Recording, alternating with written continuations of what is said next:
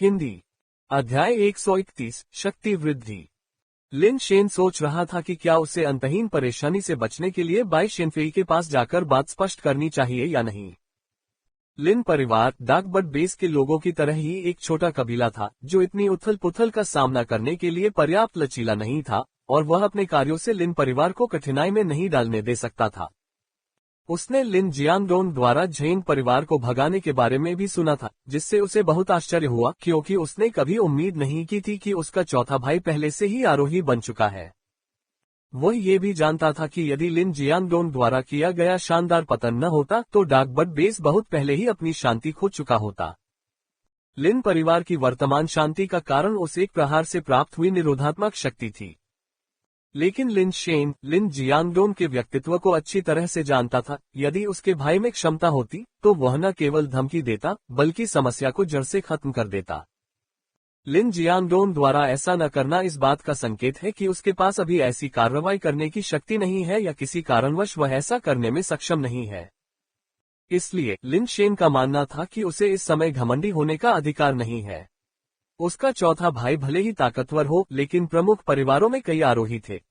अब वह युग नहीं रहा जहां एक अकेला थोड़ा मजबूत आरोही जो चाहे कर सकता था। वेई वुफू के अनुसार पृथ्वी से आए आरोही मानव आरोही का केवल एक छोटा सा हिस्सा थे। अधिकांश मानव आरोही लगातार विदेशी दुनिया में युद्ध में थे, और कुछ तो उच्च स्तर तक पहुंच गए थे, विदेशी ग्रहों पर अपनी शक्तियां स्थापित कर रहे थे। पृथ्वी इतनी दरिद्र थी कि इतने सारे आरोही लोगों को सहारा नहीं दे सकती थी। उनमें से अधिकांश केवल विदेशी दुनिया में जाकर अवसर खोजने की आशा कर सकते थे। फिलहाल एस्केंडर्स से ऊपर के प्राणियों के बारे में चिंता करने की कोई आवश्यकता नहीं थी, क्योंकि पृथ्वी को छोड़कर विदेशी दुनिया में जाने की इच्छा रखने वाले मनुष्य केवल टेलीपोर्टर्स के माध्यम से ही ऐसा कर सकते थे। हालांकि खोजे गए टेलीपोर्टर्स की ऊर्जा सीमाओं के कारण वे अधिकतम एस्केंडर्स को ही प्रेषित कर सकते थे। एक बार जब मनुष्य पृथ्वी से चले गए और बाह्य जगत में आरोही से उच्चतर अस्तित्व में आ गए, तो टेलीपोर्टरों के लिए उन्हें पृथ्वी पर वापस लाना कठिन हो जाएगा। Ads by PubFuture. यदि कोई व्यक्ति पृथ्वी पर रहते हुए एस्केंडर के स्तर से आगे बढ़ जाता है तो संभवतः वह जीवन भर के लिए उसी ग्रह पर फंस जाएगा, क्योंकि वर्तमान में कोई भी मानव उड़ान उपकरण नहीं है जो उसे उसके जीवन काल में किसी अन्य उपजाऊ ग्रह पर भेज सके। इस प्रकार पृथ्वी पर सबसे शक्तिशाली मनुष्य आरोही थे, और सुपर बेस के प्रमुख परिवारों के लिए भी यही सच था। समस्या ये थी कि प्रमुख परिवारों को बाहर से समर्थन प्राप्त था, और यदि दसियों आरोही विदेशी दुनिया से वापस आ जाते तो कोई भी उस दबाव का सामना नहीं कर सकता था। वांड्रा बेस के झेंग परिवार के पास भी विदेशी दुनियाओं पर अधिकार करने की शक्तियां थीं, और पृथ्वी पर झेंग परिवार को खत्म करना उतना आसान नहीं था जितना लगता था। लिन शेन ने स्थिति की समीक्षा की और महसूस किया कि उसके और बाई शेनफेई के बीच पहले भी कुछ गलतफहमियां हुई होंगी, जो संभवतः उस अवसर से उत्पन्न हुई थी जब उसने बाई शेनफेई को बचाया था। क्या बाई शेनफेई को गलतफहमी हो गई है कि मैंने उसके साथ कुछ किया है? लिन शेन ने इस संभावना पर विचार किया, लेकिन ऐसे मामले को कैसे समझाया जाए? लिन शेन को ये सोचकर थोड़ा सिरदर्द होने लगा। कुछ सोचने के बाद लिन शेन ने सबसे पहले यशेन बेस का दौरा करने का फैसला किया, क्योंकि ये यूजेन का पालतू अभी भी वहां अंडे सेने की प्रक्रिया में था, और वह अनिश्चित था कि म्यूटेंट सी डेमन गॉड जनरल अभी तक अंडे से बाहर आया है या नहीं। यदि उसे जाना भी था तो वह तब तक प्रतीक्षा करता जब तक कि वह समस्त बेस म्यूटेशन द्रव को बेस म्यूटेशन दर में परिवर्तित नहीं कर लेता। अपने पास एक यांत्रिक घड़ी होने से लिन शेन को अविश्वसनीय रूप से सुविधाजनक महसूस हुआ। उसके आधार उत्परिवर्तन दर की प्रत्येक वृद्धिशील वृद्धि सीधे दिखाई दे रही थी, अतीत के विपरीत जब उसे अंतर्ज्ञान पर निर्भर रहना पड़ता था। पिछले कुछ दिनों में सभी बेस म्यूटेशन द्रव को पचाने के बाद लिन शेन ने सफलतापूर्वक 76 की बेस म्यूटेशन दर हासिल की, जो काफी अधिक संख्या है। यदि वह पूर्णता के लिए लक्ष्य नहीं बना रहा था तो वह अब लगभग बिना किसी विफलता के जोखिम के मिश्र धातु में विलय करने के लिए आगे बढ़ सकता था। लिन शेन के पास विशेष रूप से गंभीर पूर्णतावादी मानसिकता नहीं थी, जैसा कि उनके विकास कौशल के अभ्यास से देखा जा सकता था। उन्होंने जानबूझकर पूर्णता का पीछा नहीं किया, जो वे कर सकते थे उसका अभ्यास किया और जो नहीं कर सकते थे उसे छोड़ दिया। मैं 100% आधार उत्परिवर्तन दर पर इतना अधिक अड़ा हुआ हूँ, इसका एकमात्र कारण मेरे तीसरे और चौथे भाइयों द्वारा किया गया ब्रेन वॉश है। पिछले कुछ दिनों में लिन शेन की ताकत विशेषता थोड़ी बढ़ गई थी। अब 19 अंकों पर ऐसा लगता है कि अभी भी सुधार की गुंजाइश है, इसलिए डेथ पाउडर का वजन शायद अभी भी बढ़ाया जा सकता है। मेरे पास डेथ पाउडर के साथ असीम शक्ति अनुबंध पर हस्ताक्षर करने के अलावा कोई विकल्प नहीं था। उस समय लिन शेन को लगा कि वह नुकसान में था, लेकिन अब ये बुरा नहीं लगता है। डेथ पाउडर का वजन बढ़ता है, लेकिन इसका सामान्य आकार नहीं बढ़ता है, इसलिए ये सिर्फ शरीर के चारों ओर लपेटा रहता है और इसके ऊपर एक लबादा पहनना चलते समय इसे पकड़े रहने के समान है, जो हर दिन एक बैल के सिर के साथ दौड़ने से कहीं बेहतर है। यह अभी अनिश्चित है कि डेथ पाउडर की वृद्धि सीमा क्या है और क्या इसकी शक्ति अनिश्चित काल तक बढ़ती रह सकती है। Ads by PubFuture. सभी बेस म्यूटेशन द्रव को पचाने के बाद लिन शेन को लगा कि यह यशेन बेस का दौरा करने का समय है, इसलिए वह तू शियावदाओ को खोजने चला गया। लिन शेन वास्तव में अपने दिल में काफी हैरान था। तू शियावदाओ इन दिनों उसका मुकाबला करने के लिए उसका पीछा करने नहीं आया था, बल्कि हर दिन क्लॉ मशीन की दुकान पर बेस म्यूटेशन अंडे पकड़ने की कोशिश कर रहा था, और झाओली के अनुसार उसने वास्तव में बहुत पैसा खर्च किया था, जिससे लिन शेन को एक अच्छी रकम मिली थी। बेशक जिस पंजे वाली मशीन से तू शियावदाओ खेलता था उसे झाओ ली ने विशेष रूप से समायोजित किया था, अन्यथा पंजे को हेरफेर करने के कौशल के साथ भी कुछ भी पकड़ना मुश्किल होता। लिन शेन की दुकान में पंजे उच्च कौशल वाले लोगों को रोकने के लिए ढीले थे, जिसका नियमित खिलाड़ियों पर बहुत अधिक प्रभाव नहीं था। संभावना पर भरोसा करने वाले अधिकांश लोगों के लिए ये पैसे के साथ बेस म्यूटेशन अंडे खरीदने के समान ही था, केवल एक अलग तरीके से जो अधिक रोमांचक और संतुष्टिदायक लगता था। जब लिन शेन अपनी दुकान पर पहुंचे तो उन्होंने तू शियावदाओ को अंडे पकड़ने की मशीन चलाते हुए देखा। लिन शेन को आश्चर्य हुआ कि तू शियावदाओ के बगल में एक छोटी ट्रॉली थी जिसमें 1 दर्जन से अधिक बेस म्यूटेशन अंडे थे। क्या हो रहा है? लिन शेन ने झाओली से पूछा, जो पास ही खड़ा था। उसने पंजे की तकनीक में आधे महीने से ज्यादा समय तक प्रशिक्षण लिया था, उसके बाद ही उसे इसमें पूरी तरह महारत हासिल हुई। कुछ ही दिनों में तू शियावदाओ इतना कुशल बन गया था।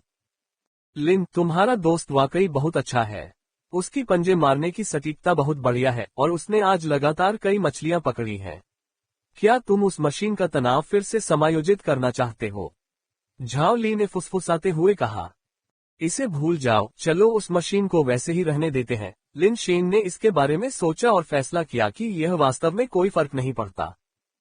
अब रियल किंग रह पर वह कभी कभी साधारण स्टील अंडे उठाने की भी जहमत नहीं उठाता, इसलिए किसी ऐसे व्यक्ति के लिए मशीन छोड़ दी जाती है जिसके पास खेलने के लिए तकनीक हो। जो कोई भी कुछ पकड़ सकता है वह इसका हकदार है। तुम बहुत अच्छा कर रही हो, लिन शेन ने चलते हुए कहा। मुझे खेलने के लिए लाने के लिए मुझे आपको धन्यवाद देना चाहिए। तो शियावदाओ ने लिन शेन को एक सार्थक मुस्कान दी। जब तक तुम्हें खेलने में मजा आता है, लेकिन मुझे यशेन बेस की यात्रा करनी है। क्या तुम यहाँ रहकर खेलना चाहते हो या मेरे साथ आना चाहते हो? लिन शेन तू शियावदाओ की मुस्कान के पीछे का असली मतलब समझने में विफल रहा। बेशक मैं तुम्हारे साथ चलूंगा। यशेन बेस पर तुम्हारे लिए मुसीबत खड़ी होगी और चूंकि मैंने तुम्हें बचाने का वादा किया था, इसलिए स्वाभाविक रूप से मैं उस वादे को निभाना चाहता हूँ। तो शियावदाओ ने कंट्रोल स्टिक नीचे रख दी, सामान पैक करना शुरू कर दिया और लिन शेन के साथ जाने के लिए तैयार हो गया। आपके अंडे। लिन शेन ने देखा कि तू शियावदाओ ने ट्रॉली से बेस म्यूटेशन अंडे नहीं लिए थे और जल्दी से उसे रोक दिया। मैं उन्हें तुम्हें दे रहा हूँ, तू शियावदाओ ने लापरवाही से कहा, क्योंकि ये बेस म्यूटेशन अंडे ऐसी चीज थी जिसकी उसे वास्तव में परवाह नहीं थी, जिसे वह उठाने की जहमत भी नहीं उठा सकता था। उन्हें उसके लिए पैसे के बदले में दे दो। लिन शेन को पता था कि तू शियावदाओ जैसे किसी व्यक्ति के लिए उन बेस म्यूटेशन अंडों की परवाह न करना सामान्य बात थी, इसलिए उसने आगे कुछ नहीं कहा। झाओली से उन्हें मशीन में वापस डालने के लिए कहा, इससे पहले कि वह और तू शियावदाओ एक साथ यशेन बेस की ओर चल पड़े। 132 कोड़ा बैकवोट। पूरी यात्रा के दौरान लिन शेन को अंदर से कुछ अजीब सा महसूस हो रहा था, क्योंकि ऐसा लग रहा था कि तू शियावदाओ बहुत अधिक मित्रवत हो गया है, लगभग एक निजी अंगरक्षक की तरह जो पूरे रास्ते उसका ख्याल रख रहा था। लिन शेन ने मन ही मन सोचा, चाहे तुम मेरे साथ कितने भी अच्छे क्यों न हो, ये बेकार है। मैंने वास्तव में प्रतिभा सिद्धांत में महारत हासिल नहीं की है। भले ही मैं तुम्हारी मदद करना चाहूं, मैं नहीं कर सकता।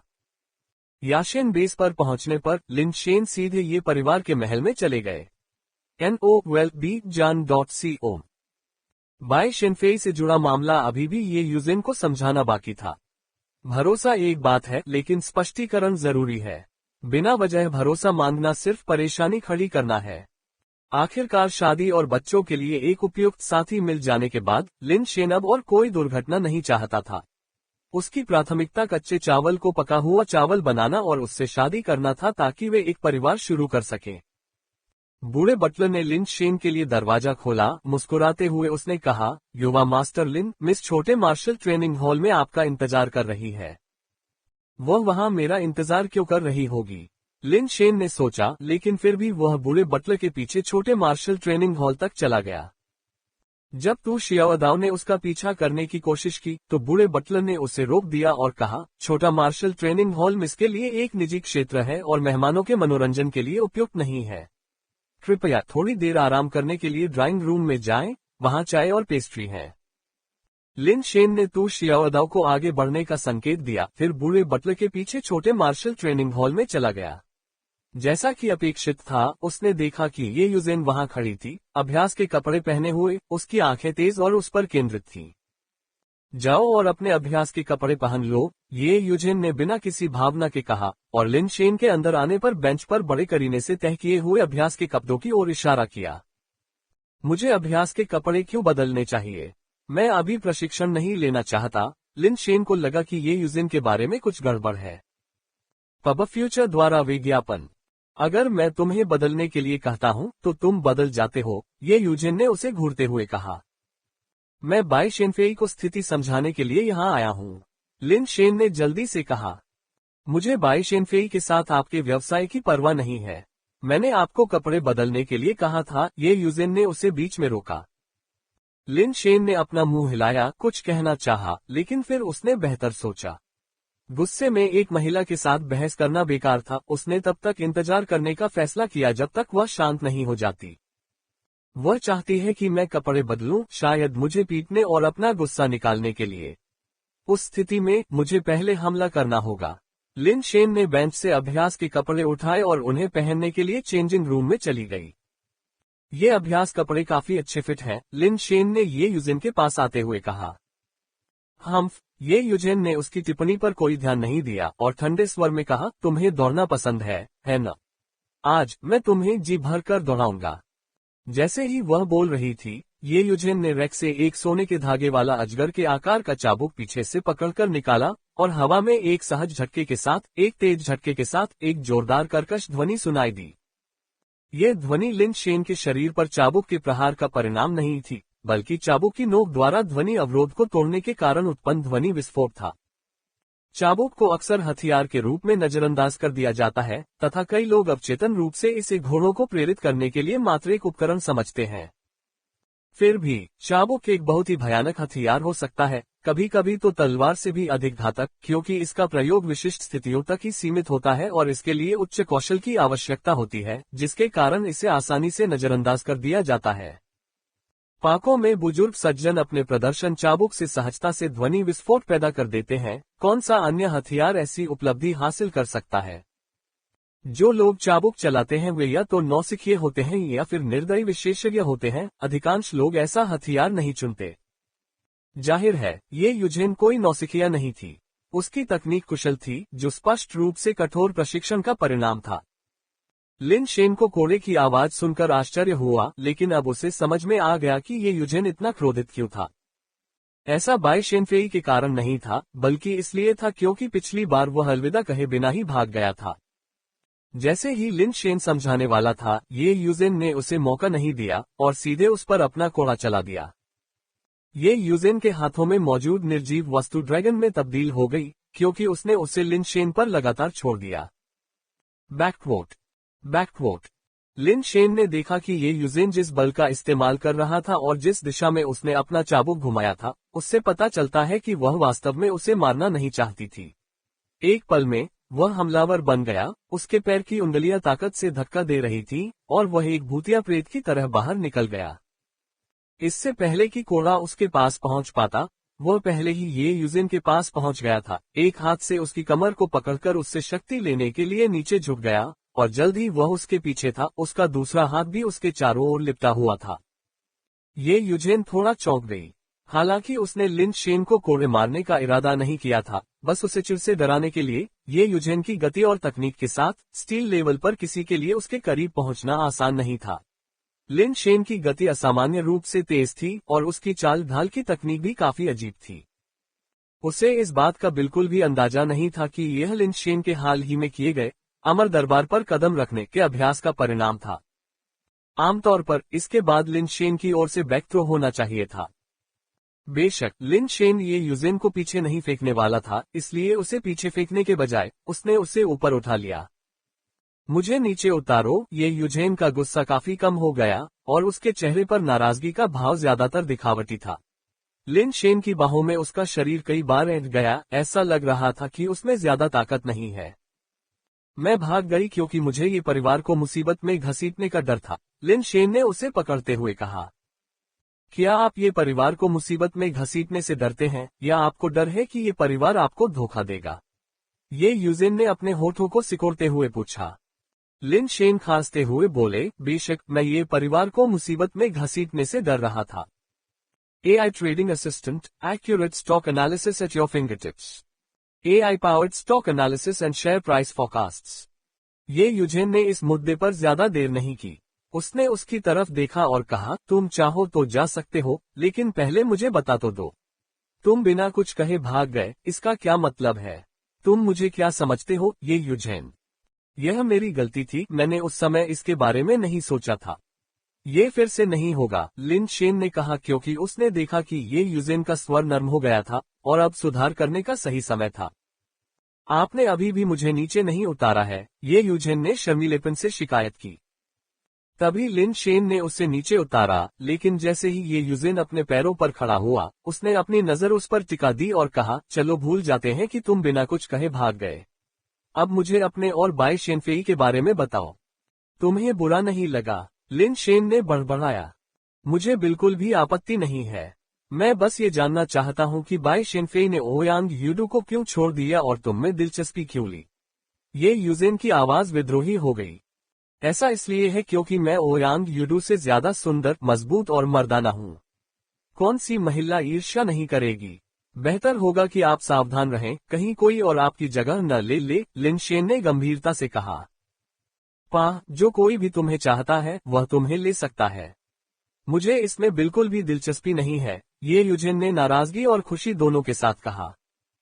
ठीक है, मैं बाई शेनफेई को ढूंढूंगा और उससे पूछूंगा कि क्या वह इच्छुक है, लिन शेन ने उत्तर दिया। आगे बढ़ो, ये यूजेन ने झट से जवाब दिया। तो मैं करूंगा। लिन शेन ने बोलना समाप्त किया और वास्तव में बिना पीछे देखे ही छोटे मार्शल प्रशिक्षण हॉल से बाहर जाने के लिए मुड़ गया। ये देखकर कि लिन शेन वास्तव में चले गए जबकि उन्होंने कहा था कि वे चले जाएंगे, ये यूजेन अचानक घबरा गए। क्या होगा अगर मैंने उन्हें वास्तव में परेशान कर दिया? क्या होगा अगर वह वास्तव में बाई शेनफेई के पास चले गए? ये सोचते हुए ये यूजेन जल्दी से उसके पीछे गया और चिल्लाया, वापस आओ। लेकिन कोई प्रतिक्रिया नहीं हुई और ये यूजेन और भी चिंतित हो गई। अपने जूते बदलने की जहमत उठाए बिना ही वह दरवाजे से बाहर निकल गई। वह अभी दरवाजे से बाहर निकली ही थी कि एक मजबूत हाथ ने उसकी कमर को पकड़ा और उसे खींच लिया। ये यूजेन अचंभित रह गई, लेकिन ये देखने पर कि यह लिन शेन था, उसने अपने तनावग्रस्त शरीर को ढीला छोड़ दिया, जिसे फिर लिन शेन ने दरवाजे के पास की दीवार पर दबा दिया। मुझे लगा कि तुम बाई शेनफेई को ढूंढने जा रही हो, ये यूजेन ने लिन शेन के चेहरे को देखते हुए कहा, जो उसके बहुत करीब था। उसकी आंखों में गुप्त प्रसन्नता और हल्के गुस्से का मिश्रण था। यह आदमी फिर से उसके साथ खेल रहा था, लेकिन अपने शरीर पर दबाव डालते हुए, तेज दिल की धड़कन और शरीर की गर्मी को महसूस करते हुए, ये यूजेन खुद को क्रोधित नहीं कर सकी और उसका शरीर शिथिल पड़ गया। लिन शेन चुप रही, उसका चेहरा और करीब आ रहा था और वह पूरी तरह से परेशान महसूस कर रही थी। अध्याय 133, एक निजी बातचीत। खांसी ने दोनों के बीच चल रहे अस्पष्ट खेल को बाधित कर दिया। जब लिन शेन और ये यूजेन ने मैडम ये और ये तियानजेन को आते देखा, तो ये यूजेन ने जल्दी से लिन शेन को दूर धकेल दिया और अवचेतन रूप से अपने बालों को सीधा कर लिया, जो कि अस्त व्यस्त भी नहीं थे। लिन शेन भी कुछ हद तक घबराया हुआ था, उसे ऐसा लग रहा था जैसे वह किसी प्रेम संबंध में फंस गया हो, जबकि उसने कुछ भी गलत नहीं किया था। तियान, लिन शेन को उसके कपड़े बदलने के लिए ले जाओ, फिर लिविंग रूम में आओ। युजहेन, मेरे साथ आओ। मैडम ये इस बार लिन शेन के प्रति विशेष रूप से ठंडी थी, और वह ये युजहेन की बात खत्म होते ही उसके साथ चली गई। लिन शेन समझ सकता था उसके और बाई शेनफेई के बारे में अफवाहें फैली हुई थीं, इसलिए यह अजीब होगा अगर मैडम ये प्रसन्न हो। छोटे भाई लिन, तुम्हारे और बाई शेनफेई के बीच वास्तव में क्या चल रहा है? जहां तक मैं देख रहा हूं, तुम एक सभ्य व्यक्ति लगते हो, दो पक्षों के बीच खेलने वाले नहीं। यहाँ कुछ गलतफहमी होनी चाहिए। ये तियानजिन को लिन शेन के बारे में अच्छी धारणा थी। वास्तव में मेरा बाई शेनफेई से कोई लेना देना नहीं है और मुझे नहीं पता कि वह ऐसी बातें क्यों कहेगी, लिन शेन ने असहाय होकर कहा। ये तियानजिन ने सोचा, शायद वह इतनी आसानी से ओयांग यूडू को नहीं चुनना चाहती थी, और इसीलिए उसने तुम्हें ढाल बनने के लिए घसीटा। तुम पहले अपने कपड़े बदलो और फिर यी के सामने सब कुछ स्पष्ट रूप से समझाओ, और इससे कोई भी गलतफहमी दूर हो जाएगी। आखिरकार ये एक बुजुर्ग है, और अगर वह कुछ कठोर कहती है तो तुम्हें इसे एक बुजुर्ग के प्रति सम्मान के संकेत के रूप में लेना चाहिए। चिंता मत करो तियान, मैं समझता हूँ, लिन शेन ने सिर हिलाया। ऐसी घटना के बाद एक बुजुर्ग का कुछ शब्द कहना स्वाभाविक था और कोई भी उसे समझ सकता था। कपड़े बदलने के बाद लिन शेन ये तियानजिन के पीछे लिविंग रूम में गया। उसने देखा कि मैडम ये सोफे पर अकेली बैठी थी और ये युजन नजर नहीं आ रही थी। तियान, पहले बाहर जाओ, मुझे लिन शेन से अकेले में कुछ बातें करनी है, मैडम ये ने बोलते समय बिना ऊपर देखे अपनी बाहों में काली बिल्ली को सहलाया। पब फ्यूचर द्वारा विज्ञापन। ये तो मैं पहले बाहर जाऊंगा। ये तियानजिन ने मैडम ये की अवज्ञा करने की हिम्मत नहीं की और चुपचाप लिन शेन को इशारा किया और जाने से पहले अपने पीछे दरवाजा बंद कर लिया। लिन शेन ने मैडम ये की ओर देखा और सोचने लगा कि वह खुद को कैसे समझाए। लिन शेन, आपको क्या लगता है कि आपकी प्रतिभा आपके दूसरे भाई की प्रतिभा से किस तरह मेल खाती है? लिन शेन के बोलने से पहले ही मैडम ये ने बोलना शुरू कर दिया। उनके सवाल ने लिन शेन को चौंका दिया। स्वाभाविक रूप से ये बहुत ही घटिया है, लिन शेन ने ईमानदारी से उत्तर दिया, ये स्वीकार करते हुए कि लिन भाई बहनों के बीच उनकी प्रतिभा उत्कृष्ट नहीं थी। मैडम ये ने थोड़ा सिर हिलाया। आपको अपने बारे में स्पष्ट समझ है, आपकी प्रतिभा वास्तव में आपके दूसरे भाई से बहुत कम है। क्या मैडम ये मेरे दूसरे भाई को जानती हैं? लिन शेन ने आश्चर्य से पूछा। उसके स्वर से उसे लगा कि वह उसके भाई से बहुत परिचित लग रही थी। मैडम ये ने उसे कोई जवाब नहीं दिया। अपनी बात जारी रखते हुए कहा, तुम्हारा भाई एक विलक्षण प्रतिभा का धनी था। वह एक नज़र में कोई भी हुनर सीख सकता था और उनमें सुधार भी कर सकता था और अपने मूल गुरुओं को आसानी से पीछे छोड़ सकता था।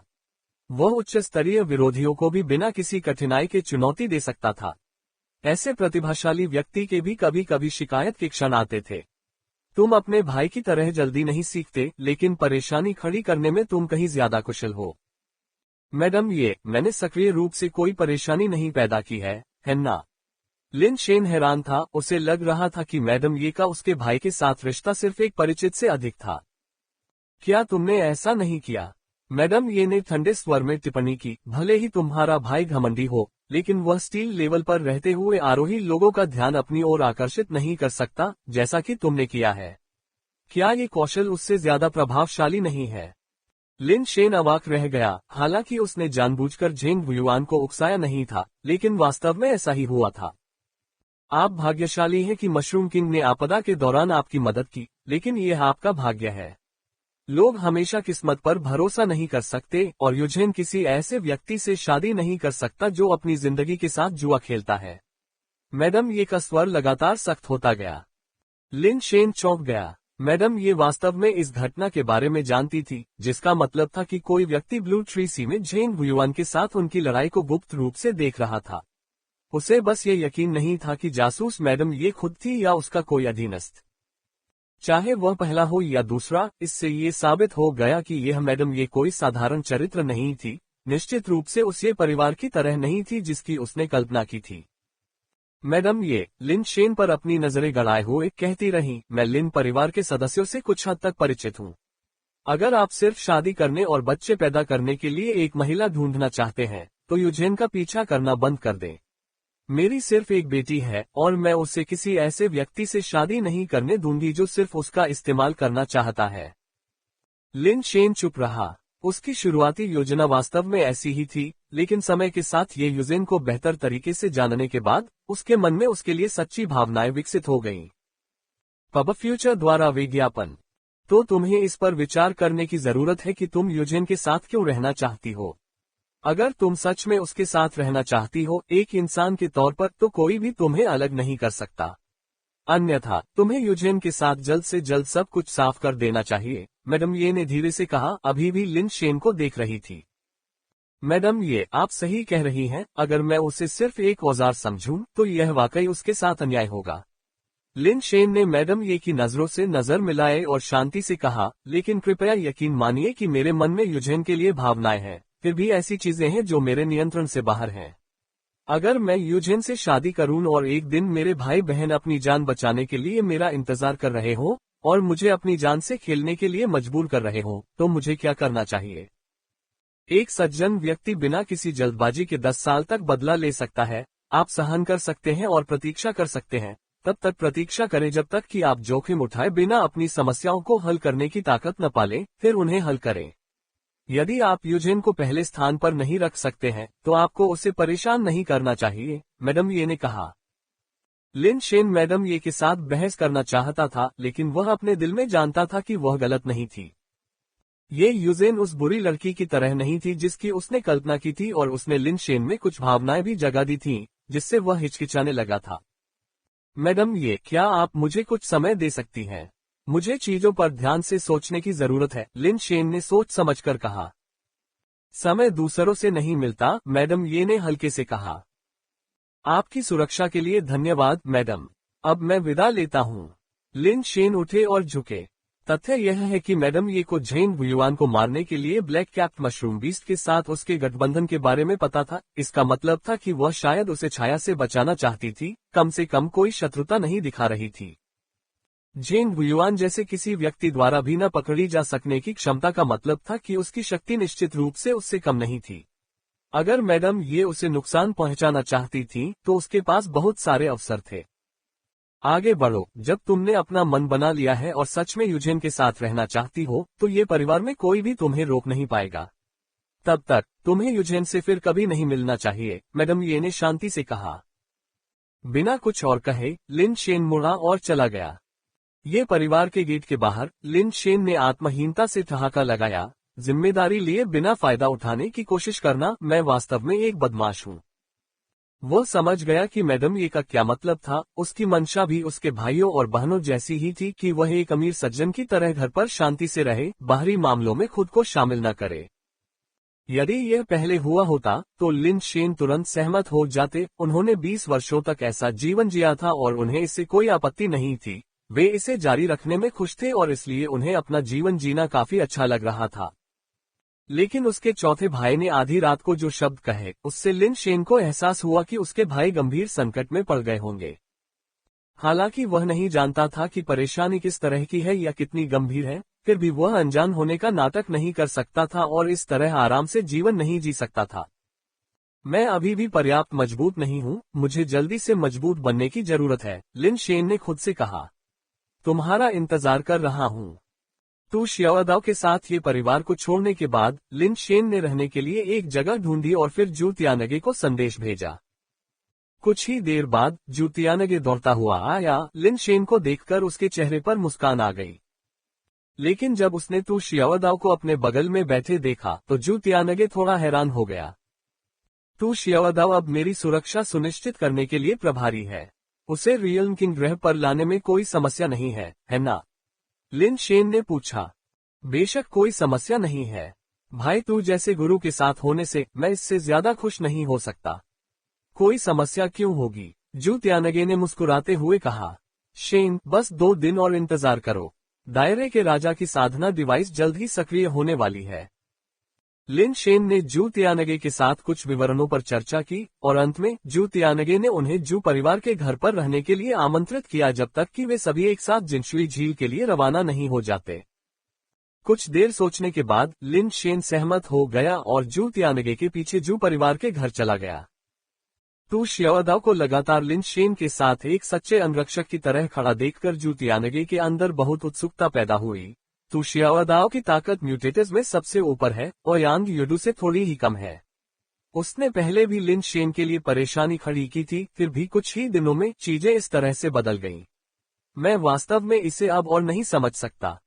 जू परिवार के घर में लिन शेन 3 दैनिक दिनचर्या का पालन करता था: दौड़ना, बंदूक के साथ अभ्यास करना और सोना। दौड़ना अमर न्यायालय पर कदम रखने का अभ्यास करना था, बंदूक के साथ अभ्यास करना केवल जोर लगाने पर केंद्रित था, और सोना जीवन के लालच और मृत्यु के भय के अमृत का अभ्यास करना था। हर दिन सोते समय लिन शेन अमरता शास्त्र का पाठ करते हुए अपनी सांस को यथासंभव लंबे समय तक रोकने की कोशिश करता था, और हालांकि वह अभी तक सफल नहीं हुआ था, लेकिन उसकी सांस रोकने की अवधि धीरे धीरे बढ़ रही थी। शुरू में वह केवल आधे घंटे तक ही अपनी सांस रोक पाता था, अब वह लगभग 1 घंटे तक सांस रोक सकता था। फिर भी अमरता धर्मशास्त्र का अभ्यास करने के लिए न्यूनतम आवश्यकता से यह अभी भी एक महत्वपूर्ण अंतर था। आखिरकार वह दिन आ गया जब रियल किंग कल्टीवेशन डिवाइस को फिर से सक्रिय किया जाना था। कई दौर के शोध के बाद विशेषज्ञों ने पाया कि जो म्यूटेटर एक दूसरे के करीब खड़े होते हैं, उनके एक ही क्षेत्र में ले जाए जाने की संभावना अधिक होती है। यद्यपि एक ही स्थान पर पहुंचना कठिन था, लेकिन एक साथ खड़े होने का मतलब था कि टेलीपोर्टेशन के बाद वे एक दूसरे से बहुत अधिक दूर नहीं होंगे। Ads by PubFuture. Zhu Tiange के नेतृत्व में जू परिवार के म्यूटेटर्स का समूह लिन शेन और टू शियावदाओ के साथ जिनशुई झील के बगल में तलवार गठबंधन के आधार के क्षेत्र में पहुंचा। जू परिवार के पास तलवार गठबंधन के आधार के साथ कई संबंध थे, और वे रियल किंग कल्टीवेशन डिवाइस के बारे में सूचित होने वाले पहले व्यक्ति भी थे। जू परिवार की रियल किंग ग्रह की यात्रा के लिए भी उच्च सुरक्षा सुनिश्चित करने के लिए तलवार गठबंधन के साथ समन्वय की आवश्यकता थी। स्वॉर्ड एलायंस बेस पर पहुंचने पर किसी ने लिन शेन को पहचान लिया। एक लड़की जो लगभग 17 या 18 साल की लग रही थी, लिन शेन के पास दौड़ी। उसकी आंखें जिज्ञासा और उत्साह से भरी हुई थी जब उसने पूछा, क्या आप प्लेबॉय लिन शेन हैं? मैं लिन शेन हूं, लेकिन मैं कोई प्लेबॉय नहीं हूं, लिन शेन ने कहा। अपनी गलती का एहसास होने पर लड़की ने माफी मांगी। मुझे माफ कर दो, लिन शेन। मेरा नाम जुओ किंगमैन है और मैं वास्तव में आपकी प्रशंसा करती हूं। क्या आप मुझे एक ऑटोग्राफ दे सकते हैं? ऑटोग्राफ? लिन शेन थोड़ा चौंका। उसे उम्मीद नहीं थी कि कोई उसकी प्रशंसा करेगा और उसने असमंजस में पूछा, आखिर तुम मुझमें क्या प्रशंसा करते हो? बेशक ये प्रतिभा सिद्धांत में महारत हासिल करने के लिए है। मैंने सुना है कि केवल असाधारण रूप से अच्छी प्रतिभा वाले लोग ही प्रतिभा सिद्धांत में महारत हासिल कर सकते हैं। आप लाखों में एक होंगे, एक असली प्रतिभाशाली व्यक्ति। लगभग 20 वर्षों में केवल बाय शेनफेई और ओयांग यू ने प्रतिभा सिद्धांत में महारत हासिल की है, और आप तीसरे हैं, जुओ किंगमैन ने गंभीरता से कहा। आप गलत हैं, मैंने प्रतिभा सिद्धांत में महारत हासिल नहीं की है, लिन शेन ने धैर्यपूर्वक समझाया। ये कैसे संभव है? जुओ किंगमैन की आंखें अविश्वास में चौड़ी हो गईं। यदि आपने प्रतिभा सिद्धांत में महारत हासिल नहीं की है, तो बाय शेनफेई आपको अपने उम्मीदवारों में से एक के रूप में कैसे सूचीबद्ध कर सकती है? शायद यह एक गलतफहमी है। शायद कोई और लिन शेन है जिसने प्रतिभा सिद्धांत में महारत हासिल की है, लेकिन मैंने निश्चित रूप से नहीं किया है। लिन शेन ने जानबूझकर अपनी आवाज ऊंची की ताकि आसपास के लोग उसे सुन सके। वह इसके लिए दोष लेने को तैयार नहीं था। क्या ऐसा है? जुओ किंगमैन संदेह से भरा हुआ दिखाई दिया। हाँ, बिल्कुल यही है। अगर आप किसी ऐसे व्यक्ति की तलाश कर रहे हैं जिसने किसी चीज पर हस्ताक्षर करने के लिए टैलेंट थ्योरी में महारत हासिल की हो, तो मेरा सुझाव है कि आप बाय शेनफेई और ओयांग यूडू की तलाश करें, लिन शेन ने गंभीरता से कहा। ठीक है, फिर, जुओ किंगमैन ने निराश होकर कहा। ये देखकर कि तलवार गठबंधन के लोग अचानक एहसास के संकेत दिखा रहे थे, जैसे कि उन्होंने कुछ आंतरिक संघर्ष को हल कर लिया हो, लिन शेन को बहुत बेहतर महसूस हुआ। Ads by PubFuture. हालांकि उनके चेहरे पर अभी भी कुछ असहजता थी, जैसे कह रहे हो, मैं जानता था कि ऐसा नहीं हो सकता। एक अज्ञात स्थान से आया कोई व्यक्ति, जिसके बारे में किसी ने कभी सुना ही नहीं, कैसे प्रतिभा सिद्धांत में महारत हासिल कर सकता है? मैं जानता था कि ऐसा ही था। लेकिन दोष स्वीकार करने की तुलना में लिन शेन को लगा कि वे रूप अभी भी स्वीकार्य थे। यह एक अच्छी शुरुआत है। जब मुझे मौका मिलेगा तो मैं अन्य ठिकानों पर घूमूंगा और सभी को बता दूंगा कि बाय शेनफेई द्वारा उल्लिखित लिन शेन में नहीं हूं। इससे समस्या हल हो जानी चाहिए, लिन शेन ने मन ही मन सोचा। हालांकि सबसे अच्छी तरह से बनाई गई योजनाएं अक्सर गलत साबित हो जाती हैं, और जैसे ही लिन शेन ने खुद पर से दोष हटाना शुरू किया, उसने देखा कि अन्य ठिकानों से लोग तलवार गठबंधन में आ रहे हैं और काफी हंगामा मचा रहे हैं। आह, जीवित ओयांग युडू। जुओ किंगमैन की आंखें लगभग दिल के आकार में बदल गईं। तलवार गठबंधन के अन्य सदस्यों ने भी नजर घुमाई और कई युवा नेता ओयांग युडू का अभिवादन करने के लिए आगे बढ़े। ओयांग युडू यहाँ है, क्या वह मेरे लिए आ रहा है? लिन शेन उदास महसूस कर रहा था। वह सिर्फ राक्षसों से लड़कर अपना स्तर बढ़ाना चाहता था, इन लोगों पर समय और ऊर्जा बर्बाद नहीं करना चाहता था। ओयांग युडू ने तलवार गठबंधन के सदस्यों के साथ केवल कुछ विनम्र शब्दों का आदान प्रदान किया, फिर उद्देश्यपूर्ण ढंग से लिन शेन की ओर चला गया। ओयांग युडू लिन शेन के लिए आया था, तो लिन शेन बाई शेनफेई ने जिस बारे में बात की थी, वह वास्तव में ये लिन शेन है। उसने अभी अभी मुझे लगभग बेवकूफ बना दिया था। जुओ किंगमैन को दुख हुआ। अन्य लोग भी गपशप करने के लिए उत्सुक चेहरे बनाए हुए थे, मानो उन्हें बस कुर्सियां और कुछ सूरजमुखी के बीज ही चाहिए थे। नमस्ते, मैं ओयांग युडू हूँ। ओयांग युडू ने मित्रतापूर्ण हाथ बढ़ाकर लिन शेन का अभिवादन किया। लिन शेन ने भी अपना हाथ बढ़ाया और ओयांग युडू से हाथ मिलाया।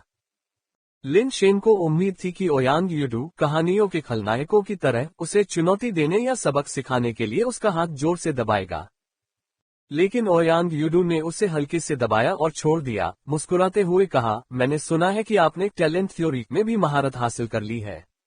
मैं आपके साथ टैलेंट थ्योरी पर चर्चा करने के अवसर का इंतजार कर रहा हूँ। उन्होंने लिन शेन को एक छोटी नोटबुक देते हुए कहा, इसमें प्रतिभा सिद्धांत के अभ्यास से प्राप्त मेरी अंतर्दृष्टि, स्टील से लेकर क्रिस्टल बेस तक के विस्तृत रिकॉर्ड है। इसे देखिए, अगर यह उपयोगी है तो इसे रख लीजिए। अगर नहीं तो आप इसे बाद में मुझे वापस कर सकते हैं। अगर भविष्य में आपको अपनी साधना में किसी भी तरह की मदद की जरूरत है, तो आप सीधे गॉड्स लव बेस कैंप में आकर मुझसे मिल सकते हैं। अगर मैं आपकी मदद कर सकता हूं तो मैं पीछे नहीं हटूंगा। मुझे उम्मीद है कि आप जल्द ही क्रिस्टल बेस तक पहुंच पाएंगे। लिन शेन कहना चाहता था कि उसे इसकी आवश्यकता नहीं थी, उसने प्रतिभा सिद्धांत में बिल्कुल भी महारत हासिल नहीं की थी। लेकिन ओयांग युडू पहले ही मुड़ चुका था और उसने लिन शेन को बोलने का मौका नहीं दिया। जैसे ही वह स्वॉर्ड एलायंस शिविर के प्रवेश द्वार पर पहुंचा, ओयांग युडू को कुछ याद आया। उसने अपना सिर घुमाया और दूर से लिन शेन को पुकारा, लिन शेन, मैं तुम्हारा इंतजार कर रहा हूँ। बर्फ की गुफा। क्या इसका क्या मतलब है? जुओ किंगमैन की आंखें जिज्ञासा से चौड़ी हो गईं, उसकी गपशप करने वाली आत्मा बेतहाशा जल रही थी। न केवल जुओ किंगमैन बल्कि तलवार गठबंधन के अन्य म्यूटेटर और जू परिवार के लोग लिन शेन को देख रहे थे, जो अपनी डायरी पकड़े हुए विचित्र भावों के साथ वहां खड़ा था। ओयांग युडू के शब्द, लिन शेन, मैं तुम्हारा इंतजार करूंगा, ने वास्तव में अटकलों को जन्म दिया। जिस प्रकार 1000 लोगों के पास 1000 अलग अलग हेमलेट होते हैं, उसी प्रकार यह वाक्यांश भी अलग अलग लोगों द्वारा सुने जाने पर अलग अलग अर्थ लेता है। कुछ लोगों का मानना था कि ओयांग युडू का मतलब था कि वह क्रिस्टल बेस स्तर पर लिन शेन की प्रतीक्षा कर रहा था। लिन शेन की क्रिस्टल बेस में पदोन्नति के बाद लड़ाई की उम्मीद कर रहा था, जो कि पर्पल फॉरबिडन पिनेकल की चुनौती थी। दूसरों का मानना था कि ओयांग युडू और प्लेबॉय के बीच एक अनिश्चित रिश्ता था। प्लेबॉय की पृष्ठभूमि भयावह रही होगी और उतनी सरल नहीं जितनी सतह पर दिखती है। यहाँ तक कि ओयांग युडू को भी चापलूसी करने की जरूरत महसूस हुई।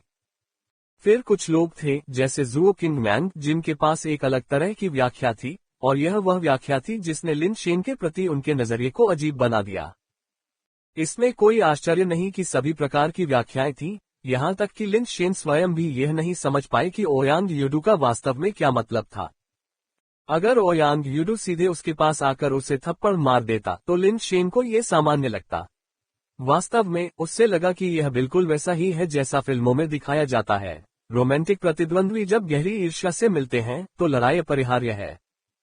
बेशक लिन शेन खुद को ओयांग युडू का रोमांटिक प्रतिद्वंद्वी नहीं मानता था, उसने बस यही सोचा था कि ओयांग युडू उसे इसी तरह देखता है। अब ओयांग युडू द्वारा ये कार्ड खेलने से लिन शेन पूरी तरह से उलझन में पड़ गया। उन्होंने उसे साधना संबंधी अंतर्दृष्टि दी थी और कहा था कि यदि उसे सहायता की आवश्यकता हो तो वह उनसे संपर्क करे, और यह अंतिम वाक्य कहकर लिन शेन पूरी तरह असमंजस में पड़ गया था। आखिर इस ओयांग युडू का क्या मतलब है? लिन शेन भी अस्पष्ट था, वो उसके अंतिम शब्दों के पीछे का अर्थ नहीं समझ पाया। लिन शेन ने अभी अभी थोड़ा सा दोष कम करना शुरू किया था, लेकिन ओयांग युडू के कारण उसे फिर से दृढ़ता से दोष अपने कंधों पर लेना पड़ा। यहाँ तक कि जू त्यानगे भी आया और लिन शेन के कान में फुसफुसाया, शेन, क्या आपके परिवार में कोई रिश्तेदार है जिसका ओयांग परिवार के साथ लेन देन है? नहीं, लिन शेन ने हंसी और आंसू के मिश्रण के साथ कहा।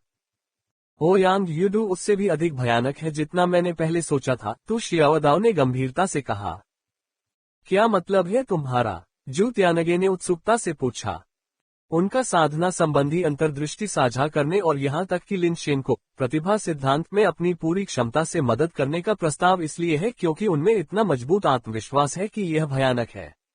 उनका मानना है कि भले ही वे प्रतिभा सिद्धांत का अभ्यास उसी तरह से करें, भले ही लिन शेन के पास उनका अनुभव हो, भले ही लिन शेन हर संभव तरीके से कड़ी मेहनत करें, उन्हें परवाह नहीं होगी और वास्तव में वे अधिक प्रसन्न होंगे। उसे एक प्रतिद्वंद्वी चाहिए, कोई ऐसा जो उसका योग्य प्रतिद्वंद्वी हो।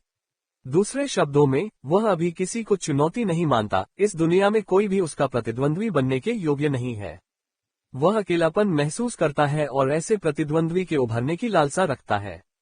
जितना अधिक तू शियाओदाओ बोलता गया, उसकी नजर उतनी ही तेज होती गई। उसे लगा कि उसे अनदेखा किया जा रहा है, जिसे वह प्रतिद्वंद्वी मानता था, जिससे वह असहज हो गया। NOWELLBEIN.CO। जू त्यानगे आश्चर्यचकित था, क्या ये वास्तव में ऐसा है? क्या दुनिया में ऐसे लोग भी हैं? अगर वहां है, तो वह व्यक्ति ओयांग यूडू होना चाहिए, तो शियाओदाओ ने गंभीरता से कहा। शेन, तुम्हारा ये प्रतिद्वंद्वी थोड़ा टेढ़ा है, जू त्यानगे ने टिप्पणी की। लिन शेन को उनकी राय की कोई परवाह नहीं थी, ओयांग यूडू विकृत था या नहीं, इससे उसे कोई सरोकार नहीं था, क्योंकि उसने वैसे भी प्रतिभा सिद्धांत में महारत हासिल नहीं की थी। ओयांग यूडू की प्रतिक्रिया से ऐसा लग रहा था कि वह कुछ समय तक कोई परेशानी पैदा नहीं करेगा, जो लिन शेन के लिए अच्छा था। भविष्य में जब गलतफहमी दूर हो जाएगी, तो चाहे ओयांग यूडू कितना भी विकृत हो जाए, यह उससे संबंधित नहीं होगा। यदि ओयांग यूडू उसके साथ उलझने पर अड़ा रहता है, तो लिन शेन को ओयांग यूडू को बलिदान प्रभामंडल का स्वाद चखाने में कोई आपत्ति नहीं होगी, जिसका उसने लंबे समय से उपयोग नहीं किया है। रियल्म किंग कल्टीवेशन डिवाइस के सक्रियण का समय निकट आ रहा था। स्वॉर्ड एलायंस के सदस्यों ने झील के किनारे सभी को इकट्ठा किया, सभी म्यूटेटर रियल्म किंग ग्रह की यात्रा करने के लिए तैयार थे, टेलीपोर्टेशन शुरू होने का इंतजार करते हुए एक साथ इकट्ठे हुए।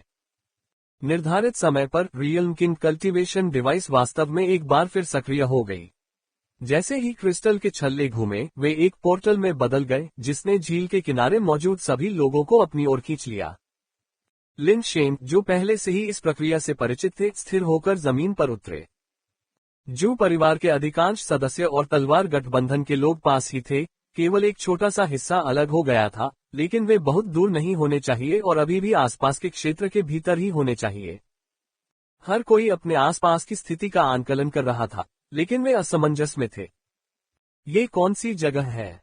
जू त्यानगे ने आश्चर्य से पूछा। चारों ओर देखने पर पता चला कि वे एक विशाल बर्फीली गुफा में थे। गुफा मोटे बर्फ के क्रिस्टलों से भरी हुई थी, जिससे हड्डियां कंपा देने वाली ठंड निकल रही थी। बर्फ के क्रिस्टलों के भीतर प्रकाश के कण थे, गहरे नीले रंग की चमक ने क्रिस्टलों को और भी अधिक ठंडा तथा भयावह बना दिया था। जल्द ही सभी को पता चल गया कि उस अजीब बर्फीली गुफा का कोई निकास नहीं था और वह केवल एक अंडाकार बंद स्थान था। ये ठीक नहीं है। हालांकि यहाँ जगह काफी बड़ी है, लेकिन हवा का संचार नहीं है। यहाँ हम जैसे बहुत से लोगों के होने से ऑक्सीजन जल्द ही समाप्त हो जाएगी, स्वॉर्ड एलायंस के युवा नेता जुओ किंगलोग ने गंभीर स्वर में कहा। लिन शेन और अन्य लोग भी इस समस्या से अवगत थे, क्योंकि वे चारों ओर देख रहे थे और उम्मीद कर रहे थे कि कहीं ग्लेशियर में दरारें न पड़ जाएं। अगर दरारें होती तो हवा अंदर आ सकती थी और वे बच सकते थे। 3 दिन की सीमा पूरी होने के बाद वे वापस लौट सकते थे। हालांकि सभी को ये देखकर जल्द ही निराशा हुई कि बर्फीली गुफा में एक भी दरार नहीं थी। ये पूरी तरह से मोटी बर्फ के क्रिस्टल से ढकी हुई थी और गुफा की गहराई अज्ञात थी। Ads by PubFuture. ऐसा लगता है कि यहाँ कोई दरार है, किसी ने उत्साह से कहा। लोग बर्फ के क्रिस्टल के एक स्थान पर कई दरारें देखने के लिए जल्दी से इकट्ठा हुए, जो गुलदाउदी की पंखुड़ियों की तरह बाहर की ओर फैल रही थीं। इस समय तक सभी को घुटन महसूस होने लगी थी और उन्हें पता था कि वे वास्तव में एक बंद जगह में हैं। अगर उन्हें जल्दी से बाहर निकलने का रास्ता नहीं मिला या वे जल्दी से बाहर नहीं निकले, तो वे सभी यहाँ दम घुटने से मर जाएंगे। हालांकि वे बर्फ के क्रिस्टल को बेतरतीब ढंग से तोड़ने की हिम्मत नहीं जुटा पाए, क्योंकि उन्हें डर था कि वे किसी विशाल ग्लेशियर के नीचे जा सकते हैं। अगर बर्फीली गुफा ढह गई तो वे सभी अंदर जिंदा दफन हो जाएंगे। मुझे कोशिश करने दो, ज़ुओ किंगलोग ने एक पल के लिए सोचा। एक पेट लॉन्चर निकाला, लेकिन उसे तुरंत नहीं चलाया। इसके बजाय उसने एक पेट कैप्सूल और एक चाबी निकाली और उसके बाद ही उसे सक्रिय किया। लिन शेन और अन्य लोगों ने ज़ुओ किंगलोग के सामने एक बड़ा धातुयुक्त केचुआ देखा। ज़ुओ किंगलोग ने समझाया, यह मिश्र धातु स्तर मिश्र धातु बुर्जिन ड्रैगन है। ये पहाड़ों और धरती के माध्यम से सुरंग बनाने में माहिर है। इसकी अनूठी शारीरिक संरचना के कारण ये चट्टानों और मिट्टी में खुदाई करते समय आसानी से पतन का कारण नहीं बनता है। हालांकि मैंने इसे कभी बर्फ के माध्यम से ड्रिल करते नहीं देखा है और मुझे नहीं पता कि यह हिम्मत पतन को ट्रिगर कर सकता है या नहीं। क्या हमें इसे आजमाना चाहिए? चलो सब मिलकर निर्णय लेते हैं। किसी ने कोई आपत्ति नहीं की, क्योंकि किसी के पास इससे बेहतर कोई विचार नहीं था। सभी ने अपनी आधारभूत उत्परिवर्तन शक्तियों का उपयोग किया तथा दुर्घटनाओं से बचने के लिए अपने शरीर को कवच से सुरक्षित किया। फिर उन्होंने देखा कि ज़ुओ किंगलोग ने मिश्र धातु बुर्जिन ड्रैगन को नियंत्रित किया और दरारों वाले क्षेत्र की ओर ड्रिलिंग की, जो कि बाहर से जुड़ने की सबसे अधिक संभावना थी। मिश्र धातु बुर्जिन ड्रैगन की नोक सिकुड़ गई, जिससे ड्रिल बिट जैसा शंकु आकार बन गया और फिर धीरे धीरे दरार के केंद्र की ओर ड्रिल किया गया। जैसे ही मिश्र धातु खोदने वाले ड्रैगन ने बर्फ के क्रिस्टल पर दरार को छुआ, सभी को अचानक अपने पैरों के नीचे एक जोरदार कंपन महसूस हुआ। न केवल जमीन बल्कि उनके चारों ओर की बर्फ की दीवारें भी हिलने लगीं। नहीं, ये हिल नहीं रहा था, ये छटपटा रहा था। बर्फ के क्रिस्टल नर्म, सिकुड़ते और लहराते हुए लग रहे थे। दरारें अचानक चौड़ी हो गईं और एक बड़ा सा छेद बन गया। घबराहट में हर कोई उस छेद की ओर भागना चाहता था, लेकिन अगले ही पल सभी ने एक अजीब सी चीख सुनी और फिर देखा कि एक ज्वार की लहर जैसी कोई चीज दरवाजे के खुले स्थान से अंदर आ रही है, जिसने सभी को अस्त व्यस्त कर दिया। लानत है, क्या हम किसी बेस वेरिएंट प्राणी के पेट के अंदर हैं? लिन शेन ने मन ही मन कोसा, एक पूर्वाभास की भावना महसूस करते हुए। इस समय शायद बाकी लोगों के मन में भी लिन शेन जैसा ही विचार आया होगा, लेकिन किसी को बोलने का मौका नहीं मिला। लहर जैसा तरल पदार्थ अंदर की ओर बहता रहा और जल्दी ही जगह भर गई। आह! किसी ने दर्द से चीख मारी, बर्फ की दीवारों से टकराने की वजह से नहीं, बल्कि इसलिए कि उनका सुरक्षात्मक कवच बिखर गया था। ये तरल पदार्थ अत्यधिक संक्षारक निकला। दुविधा। जो लोग चिल्ला रहे थे वे म्यूटेटर थे जिनका बेस म्यूटेशन का स्तर अपेक्षाकृत कम था। उनके कवच उनके शरीर को पूरी तरह से घेरने में असमर्थ थे। सभी के शरीर पर मौजूद वस्त्र अम्ल संक्षारण के कारण तरल पदार्थ में तेजी से सड़कर चित्रों में बदल गए। जिन स्थानों पर कवच में सुरक्षा की कमी थी, वहां तरल पदार्थ ने उनके मांस को इस प्रकार से नष्ट कर दिया मानो वह सांद्रित सल्फ्यूरिक अम्ल के संपर्क में आ गया हो। जिनमें आधार उत्परिवर्तन की उच्च डिग्री थी तथा जो अपने कवचों द्वारा पुनर्तः आवृत थे, उनका प्रदर्शन थोड़ा बेहतर था, लेकिन ये केवल क्रिस्टल आधार स्तर वालों के लिए ही सत्य था। मिश्र धातु स्तर पर उनके मिश्र धातु कार्पेस तरल में डूबे रहने पर सतह पर बुलबुले बनाते थे, जो संक्षारण के लक्षण दर्शाते थे। लिन शेन का कवच केवल स्टील स्तर पर था, जो आश्चर्यजनक रूप से तरल में मिश्र धातु के कवच के समान ही मजबूत था। उसमें जंग के केवल मामूली लक्षण दिखाई दे रहे थे तथा वह कभी भी टूटने वाला नहीं था।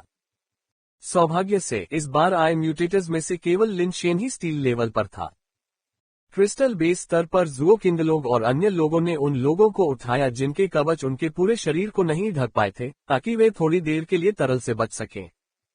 तू शियाओदाओ ने लिन शेन को तरल पदार्थ से बाहर निकालने की कोशिश की, लेकिन लिन शेन ने उसे रोकने के लिए अपना सिर हिलाया।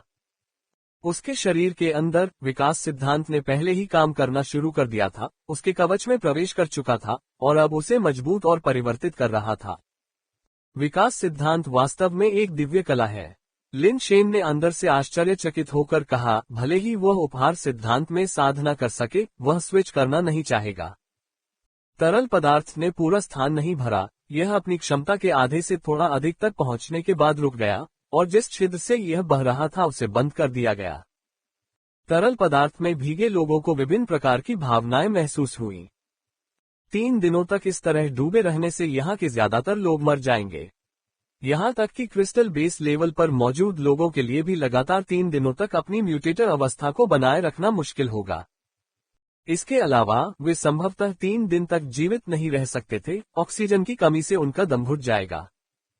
हम वाकई किस्मत से बाहर हैं, है न? हम किसी विशालकाय बेस वेरिएंट प्राणी के पेट के अंदर तो नहीं हैं, है न? शू त्यानगे ने उदास होकर कहा। अंतरिक्ष का हिलना बंद होने के बाद उसने अपना सिर तरल पदार्थ से बाहर निकाला। अब इसे देखते हुए ये संभावना बहुत अधिक लगती है, लिन शेन ने जोर से सोचा। सभी ने अपनी बात रखी, लेकिन इस समय उनके पास कोई विकल्प नहीं था। किसी ने भी यह अनुमान नहीं लगाया था कि उन्हें ऐसी जगह ले जाया जाएगा। अगर हम वाकई किसी विशालकाय जीव के पेट में हैं, तो वहां पाचन तंत्र होना चाहिए जिससे हम बच सकें। चलो अलग हो जाएं और खोज करें, जुओ किंगलोंग ने कहा। ये बात बहुत ही सुंदर तरीके से कही, हालांकि हर कोई समझ गया कि उसका क्या मतलब था। इस विचार को घृणित मानने के बावजूद उस समय किसी के पास कोई विकल्प नहीं था। जब तक वे जीवित रह सकते थे और बाहर निकल सकते थे, तब तक असुविधा की परवाह किसे थी। कुछ लोग ऊपर खोज रहे थे, जबकि कई लोग क्रिस्टल बेस स्तर पर तरल पदार्थ में गोता लगाकर नीचे से बाहर निकलने का रास्ता तलाश रहे थे। काफी देर तक खोज करने के बाद उस प्रवेश द्वार के अलावा जहां से तरल पदार्थ निकला था, उन्हें कोई अन्य संभावित निकास मार्ग नहीं मिला। क्या ये विशालकाय प्राणी पिक्सियू है जो केवल खाता है और कभी मलत्याग नहीं करता? जू त्यानगे ने ऐसी टिप्पणी की जिसने बाकी सभी के पहले से ही उदास मूड को और खराब कर दिया। मेरी जानकारी के अनुसार मनुष्य के पेट में 2 छिद्र होते हैं, लेकिन कुछ जानवरों के मामले में ऐसा नहीं होता है। उदाहरण के लिए मवेशियों के 4 पेट होते हैं और उनमें से कुछ के पेट में केवल 1 छिद्र होता है, किसी ने जवाब दिया। NOWELLBEIN.CO। एक अन्य व्यक्ति ने सुझाव दिया, यदि हम वास्तव में किसी विशालकाय प्राणी के पेट के अंदर हैं, तो अब हमारा एकमात्र विकल्प उसी छिद्र से बाहर निकलना है। बाहर निकलने का रास्ता खोजने पर क्यों जोर दे रहे हो? बस उसका पेट फाड़ दो और हम बाहर निकल जाएंगे, तो शियाओदाओ ने शांत भाव से कहा। इसके साथ ही सभी के मन में एक विचार आया। दरअसल पहले तो उन्होंने बाहर निकलने की हिम्मत नहीं की, क्योंकि उन्हें लगा कि वे एक हिमनद गुफा में फंस गए हैं, और उन्हें डर था कि यदि गुफा ढह गई तो वे जिंदा ही दफन हो जाएंगे। अब जब उन्हें पता चल गया है कि यह जगह कोई हिमनद गुफा नहीं है, बल्कि संभवतः किसी विशालकाय जीव का आंतरिक भाग है, तो उन्हें झिझकने की कोई बात नहीं है। उन्हें बस उसके पेट को तोड़कर भागने की जरूरत है, और ऐसा करके वे उस विशालकाय जीव को मार सकते हैं। यह एक पत्थर से 2 पक्षियों को मारने जैसा है। कुछ क्षण पहले तनाव बहुत अधिक था और आदतन सोच ने हावी हो लिया, जिससे तत्काल प्रतिक्रिया नहीं हो सकी। अब तू शियाओदाओ की याद दिलाने पर सभी लोग तुरंत समझ गए, और किसी ने तुरंत चाकू लिया और बर्फ के क्रिस्टल जैसी दिखने वाली दीवार को काटना शुरू कर दिया। जब वे पहली बार आए थे तो बर्फ के क्रिस्टल जैसी दीवार सख्त थी, लेकिन अब जब उन्होंने इसे काटा तो ये रबर को काटने जैसा था। ब्लेड अंदर धंस गया, लेकिन कट नहीं सका और फिर वापस उछल गया। मैं ये करूंगा। एक क्रिस्टल बेस लेवल ने अपनी जेड जैसी माउंटेन कुल्हाड़ी उठाए, अपनी सारी ताकत ब्लेड में केंद्रित की और बर्फ की दीवार पर क्रूरतापूर्वक वार किया। क्रिस्टल बेस लेवल की शक्ति क्रिस्टल बेस सामग्री से बने हथियार के साथ मिलकर मोटी स्टील की दीवार को भी आसानी से भेद सकती है। लेकिन जब माउंटेन एक्स बर्फ के क्रिस्टल की दीवार से टकराया तो पूरा ब्लेड अंदर धंस गया और फिर वापस उछल गया। पलटाव इतना जोरदार था कि क्रिस्टल बेस लेवल कुल्हाड़ी को पकड़ नहीं सका और वह उनकी पकड़ से बाहर निकल गई। ये देखकर सभी लोग हैरान रह गए कि कुल्हाड़ी के वार वाले स्थान पर एक खरोंच तक नहीं थी। इस चीज की मजबूती असाधारण है, क्रूर बल से यह नहीं टूटेगी, कुछ तेज चीज आजमाएं। जुओ किंगलोंग ने फिर से अपने मिश्र धातु वाले बुरोइंग ड्रैगन को बुलाया ताकि इसकी खुदाई क्षमता से कोई रास्ता निकल सके। बुरोइंग ड्रैगन ने अपना शंक्वाकार सिर अत्यंत कठोर बर्फ के क्रिस्टल की दीवार की ओर बढ़ाया। अगले ही पल लिन शेन ने देखा कि बुरोइंग ड्रैगन का सिर एक वास्तविक ड्रिल बिट की तरह तेजी से घूम रहा था। जल्दी ही बुरोइंग ड्रैगन का सिर अंदर धंस गया और उसका शरीर धीरे धीरे आगे की ओर बढ़ने लगा। हर कोई आशान्वित था, ये सोचकर कि शायद उनके पास मौका होगा, लेकिन तभी बुरोइंग ड्रैगन की गति धीमी हो गई और अंततः पूरी तरह से रुक गई। अगले ही क्षण बुरोइंग ड्रैगन का शरीर अचानक वामावर्त घूमने लगा और जैसे ही वह घूमा वह बाहर निकल गया। उसका शरीर अब कॉकस्क्रू की तरह मुड़ गया। बर्फ के क्रिस्टल की दीवार एक बार फिर बिना किसी निशान के अपनी मूल स्थिति में लौट आए। ये देखकर सभी की रूह कांप उठी। बैठने और इंतजार करने के लिए तैयार नहीं, सभी ने अपना कौशल दिखाया। कुछ ने विशेष रूप से तेज क्रिस्टल बेस हथियार निकाले, कुछ ने शक्तिशाली क्रिस्टल बेस पालतू जानवरों को बुलाया। सभी क्रिस्टल दीवार को तोड़ने की कोशिश कर रहे थे। तू शियाओदाओ ने अपने छोटे चाकू से भी कोशिश की, लेकिन बाकी सभी की तरह उसे भी कुछ हासिल नहीं हुआ। कोई भी बर्फ के क्रिस्टल की दीवार पर कोई निशान नहीं छोड़ सका, बल्कि उनके शोरगुल से कई और झटके महसूस हुए। अंदर का तरल पदार्थ अस्तव्यस्त तरीके से घूमने लगा और कुछ उठे हुए म्यूटेटर वापस अंदर गिर गए। उनकी चीखें एक के बाद एक गूंजने लगीं। इस तरह से आगे बढ़ने का कोई फायदा नहीं है। ऐसा लगता है कि हम केवल उस खुले रास्ते से ही बाहर निकलने की कोशिश कर सकते हैं। ज़ुओ किंगलोग ने चिल्लाते हुए सभी को रुकने का निर्देश दिया। हर कोई जानता था कि यही एकमात्र रास्ता था जिस पर वे जा सकते थे, लेकिन यह बेहद खतरनाक था। इस बात का जिक्र ही नहीं कि वे इस छोटे से छेद से बच भी सकते थे या नहीं। अगर वे बच भी गए तो भी वे उस विशालकाय जीव के मुंह में चले जाएंगे। कई बार काटना कौन बर्दाश्त कर सकता है। इसके अलावा मान लीजिए कि वे इतने भाग्यशाली थे कि विशालकाय प्राणी के मुंह से निकल गए, तो क्या वह प्राणी उन्हें जाने देगा? क्रिस्टल बेस स्तर की शक्तियां इसे जरा भी नुकसान नहीं पहुंचा सकती, फिर वे इस विशालकाय प्राणी का मुकाबला कैसे कर सकती हैं? यद्यपि वे असहज महसूस कर रहे थे, लेकिन जोखिम उठाने और प्रयास करने के अलावा उनके पास कोई अन्य विकल्प नहीं था। एक बंदूक दीवार में घुस जाती है। बैकवोट ज़ुओ किंगलोग ने इस बार एक क्रिस्टल बेस तलवार ढाल योद्धा पालतू जानवर को बुलाया और दरार पर पहुंचा। उसके हाथ में रॉक क्रिस्टल तलवार ने केंद्र बिंदु की ओर भयंकर वार किया। हर कोई तैयार था। जैसे ही प्रवेश द्वार खुलता, वे तुरंत तरल पदार्थ के बहाव को रोकते और बाहर निकल जाते। रॉक क्रिस्टल तलवार ने दरार के केंद्र बिंदु पर जोर से वार किया और अप्रत्याशित रूप से इस बार दरार नहीं खुली और प्रवेश द्वार बन गई। हर कोई अचंभित था और ज़ुओ किंगलोग ने तलवार ढाल योद्धा से अपनी तलवार को आगे बढ़ाने के लिए और भी अधिक आग्रह किया, लेकिन परिणाम वही था, दरार खुलने का कोई संकेत नहीं दिखा। हमारा अंत हो गया। इस समय सभी को अपने दिलों में निराशा की गहरी भावना महसूस हुई। अगर दरार नहीं खुली तो उनके पास उम्मीद की एक किरण भी नहीं बची। बाहर निकलने में असमर्थ हर कोई यहीं मर जाएगा।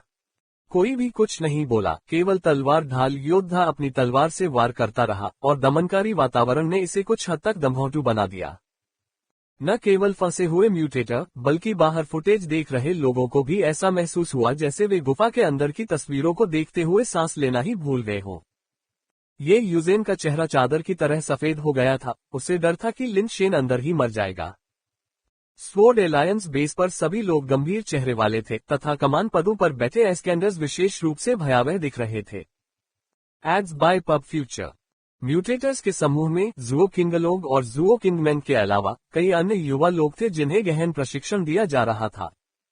यदि वे सभी अंदर ही मर गए तो शायद अब तलवार गठबंधन पर इसका कोई खास प्रभाव न पड़े, लेकिन कुछ वर्षों में जब युवाओं की नई पीढ़ी बड़ी हो जाएगी तो तलवार गठबंधन के लिए अन्य शक्तियों के साथ प्रतिस्पर्धा करना बहुत मुश्किल हो जाएगा। जू परिवार का मुखिया और भी पीला पड़ गया, क्योंकि जू त्यानगे ही वह उत्तराधिकारी था जिसे वह तैयार कर रहा था। अगर वह अंदर ही मर गया तो जू परिवार को बहुत बड़ा झटका लगेगा। लिन शेन, तुम छोटे कमीने, तुमने मुझसे वादा किया था कि तुम अब कोई जोखिम नहीं लोगे। लिन मियाओ ने आसमान की ओर इशारा किया और एक हाथ अपने दिल पर रखकर कोसा। उसने महसूस किया कि उसका दिल दर्द से तड़प रहा है, एक असहनीय पीड़ा। अंतरिक्ष के अंदर लिन शेन ने तलवार ढाल योद्धा के बार बार निरर्थक प्रहारों को देखा, जिससे वह भौचक्का रह गया। उसे पता था कि अगर यह जारी रहा तो वे सभी संभवतः यहीं मर जाएंगे। भाई ज़ुओ, तलवार ढाल योद्धा को थोड़ा पीछे हटने दो। मैं कोशिश करूंगा, लिन शेन ने ज़ुओ किंगलोग के पास जाकर कहा। ज़ुओ किंगलोग ने लिन शेन की तरफ देखा। हालांकि उसे नहीं पता था कि लिन शेन क्या करने की योजना बना रही थी, लेकिन इस समय थोड़ी सी भी उम्मीद रखना भी एक कोशिश के काबिल था। सभी ने लिन शेन पर भी अपना ध्यान केंद्रित किया। हालांकि वह केवल एक स्टील लेवल था, फिर भी एक प्लेबॉय का खिताब अभी भी कुछ वजन रखता था। वे सभी जानते थे कि लिन शेन के पास बहुत उच्च स्तरीय पालतू लांचर था, और हालांकि उन्हें नहीं लगता था कि पालतू लांचर इस स्थिति में बहुत कुछ कर सकता है, फिर भी उन्हें उम्मीद थी कि वह सफल हो सकता है। लिन शेन ने एंजल रिवॉल्वर को बाहर नहीं निकाला, हालांकि उसमें कई उत्परिवर्तित क्रिस्टल बेस पालतू जानवर भरे हुए थे। वह स्पष्ट रूप से जानता था कि एंजल रिवॉल्वर की फायरिंग दर के बावजूद अंदर के उत्परिवर्तित क्रिस्टल बेस पालतू जानवर अजीब बर्फ क्रिस्टल की दीवार को भेद नहीं सकते थे। क्या मैं एक पल के लिए आपकी बंदूक उधार ले सकता हूँ? लिन शेन तरल के माध्यम से तलवार गठबंधन के एक क्रिस्टल बेस पावर हाउस की ओर बढ़े और उसकी पीठ पर लाल क्रिस्टल के लंबे भाले की ओर इशारा करते हुए पूछा। जरूर। बिना किसी हिचकिचाहट के क्रिस्टल बेस पावर हाउस ने फिर भी लाल क्रिस्टल का लंबा भाला लिन शेन को सौंप दिया, हालांकि वह नहीं जानता था कि लिन शेन क्या करना चाहता था। लाल क्रिस्टल के लंबे भाले का वजन त्रिशूल के बराबर था और इसकी नोक असाधारण रूप से तेज थी। हर कोई लिन शेन को देख रहा था, उत्सुक था कि वह क्या करने जा रहा है। लिन शेन ने लंबे भाले को पानी से बाहर निकाला, उसे 2 बार घुमाया, उसके वजन का अंदाजा लगाया, फिर भाले को दरार के सामने ले गया। एक गहरी सांस लेते हुए उसने खुद को पूरी तरह से पानी में डुबो दिया। चून की दरार का अधिकांश भाग तरल में डूबा हुआ था, इसलिए यदि लिन शेन को केंद्र बिंदु पर प्रहार करना था तो उसे तरल में रहते हुए भाला चलाना था। लिन शेन को भाला चलाने और तरल में बर्फ की क्रिस्टल की दीवार पर वार करने का प्रयास करते देख हर कोई अपना सिर हिलाने से खुद को रोक नहीं सका। बैकवोट। वे लिन शेन को कमजोर नहीं मानते थे, वास्तव में वे उसे बहुत शक्तिशाली मानते थे, लेकिन ये शक्ति उसकी एंजल रिवॉल्वर के कारण थी, न कि उसकी अंतर्निहित शक्ति के कारण। अंतर्निहित ताकत के मामले में यहाँ मौजूद हर एक व्यक्ति आश्वस्त था कि वे लिन शेन से आगे निकल गए हैं। बर्फ के क्रिस्टल की दीवार, जिसे क्रिस्टल बेस स्तर से किया गया पूर्ण बल हमला भी नहीं भेद सकता, एक स्टील स्तर के व्यक्ति के लिए क्या उपयोग होगा, भले ही उसके पास क्रिस्टल बेस सामग्री से बना भाला हो। प्लेबॉय क्या कर रहा है? वह सचमुच विश्वास नहीं कर सकता कि उसकी ताकत बर्फ की क्रिस्टल की दीवार को तोड़ सकती है न? उसे अपने पालतू लांचर के साथ साथ म्यूटेटेड क्रिस्टल बेस पालतू जानवर का उपयोग करने की कोशिश करनी चाहिए, तब शायद थोड़ी सी संभावना हो।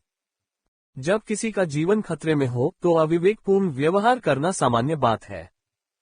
कई लोगों को लगा कि लिन शेन की कार्रवाई तर्कहीन थी।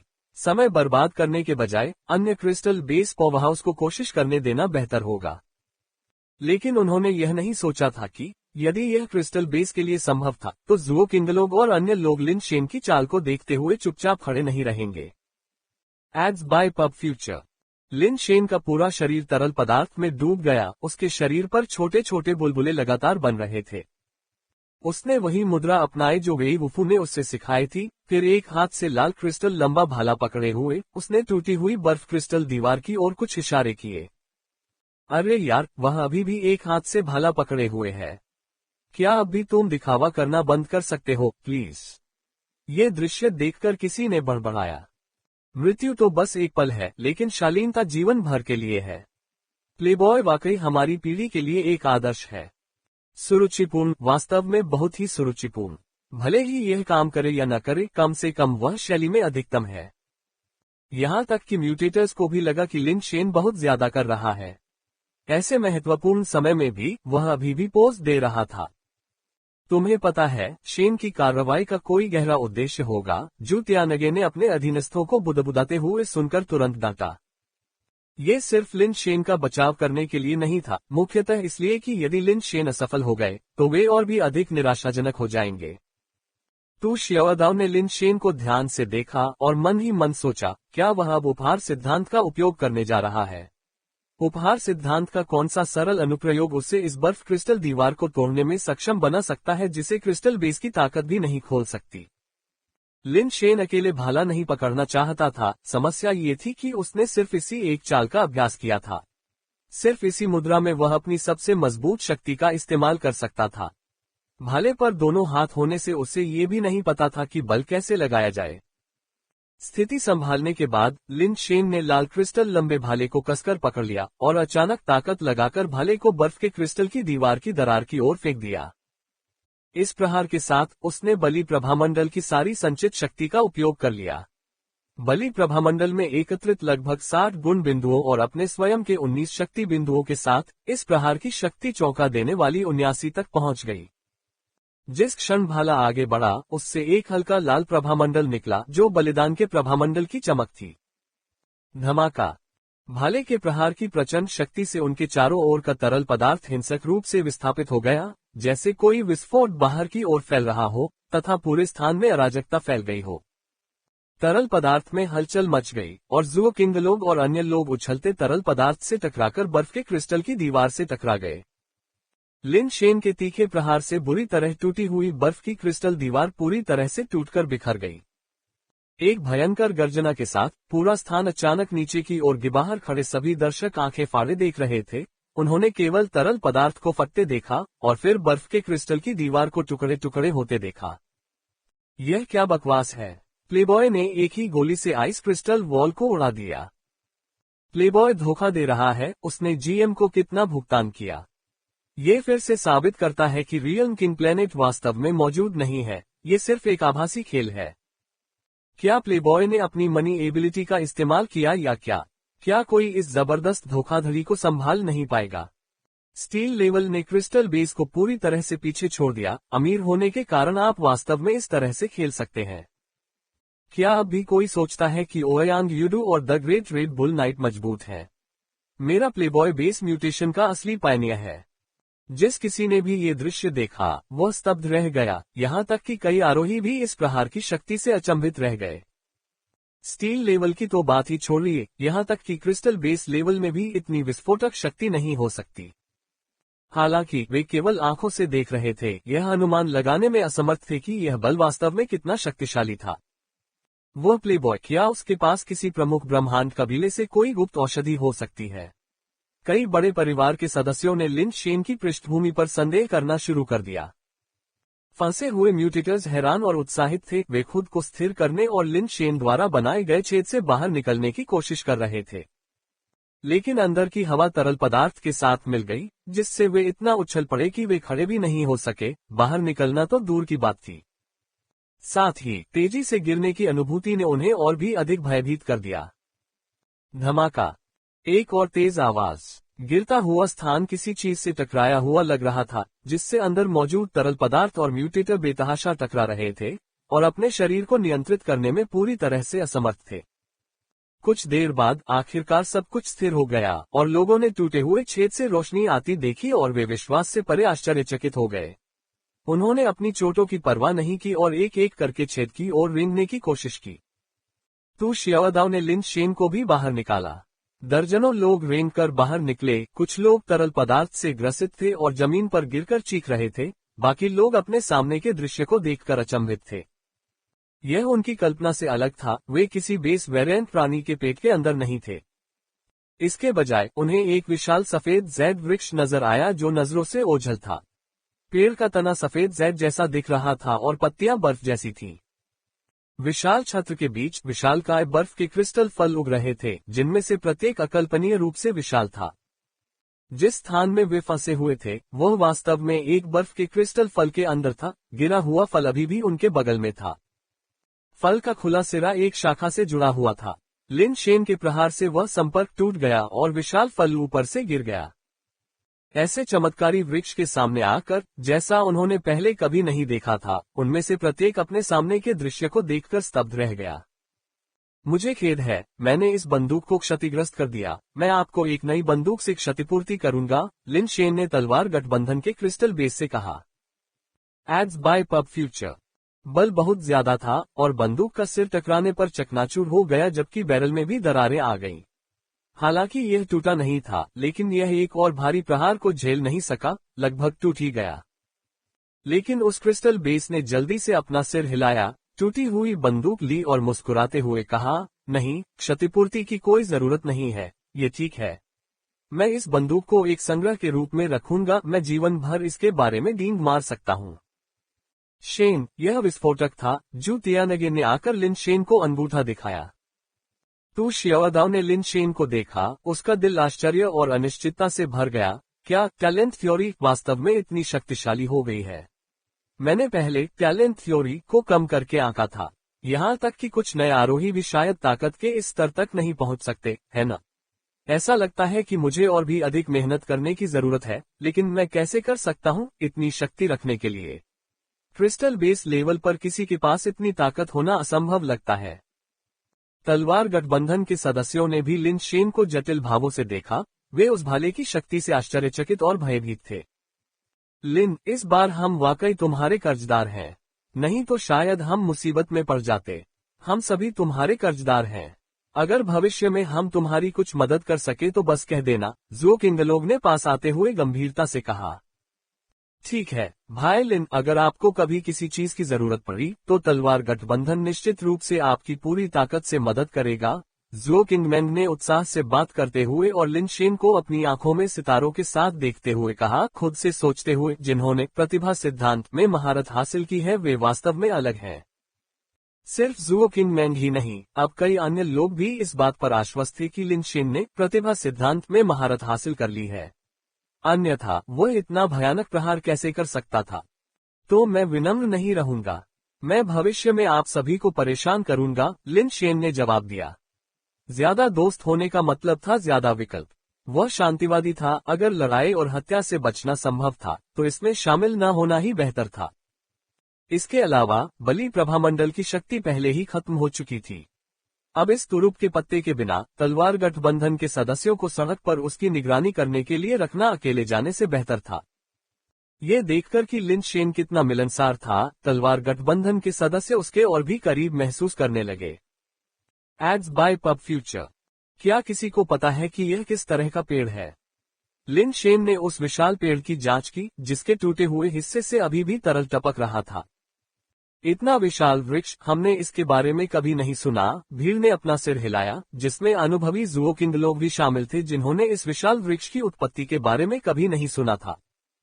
सौभाग्य से आसपास कोई बेस वेरिएंट प्राणी नहीं था और स्वॉर्ड एलायंस और जू परिवार दोनों के लोगों ने अपने घायलों का इलाज करना शुरू कर दिया। 20 या 30 लोगों को जंग लगने से चोटें आई थीं, जिनमें से कुछ विशेष रूप से गंभीर मामलों में उनके शरीर के कई हिस्सों में गंभीर जंग दिखाई दी थी। साधारण दवाएं शायद ही कारगर थीं और घावों को बार बार मेडिकल तरल पदार्थों से धोना पड़ता था।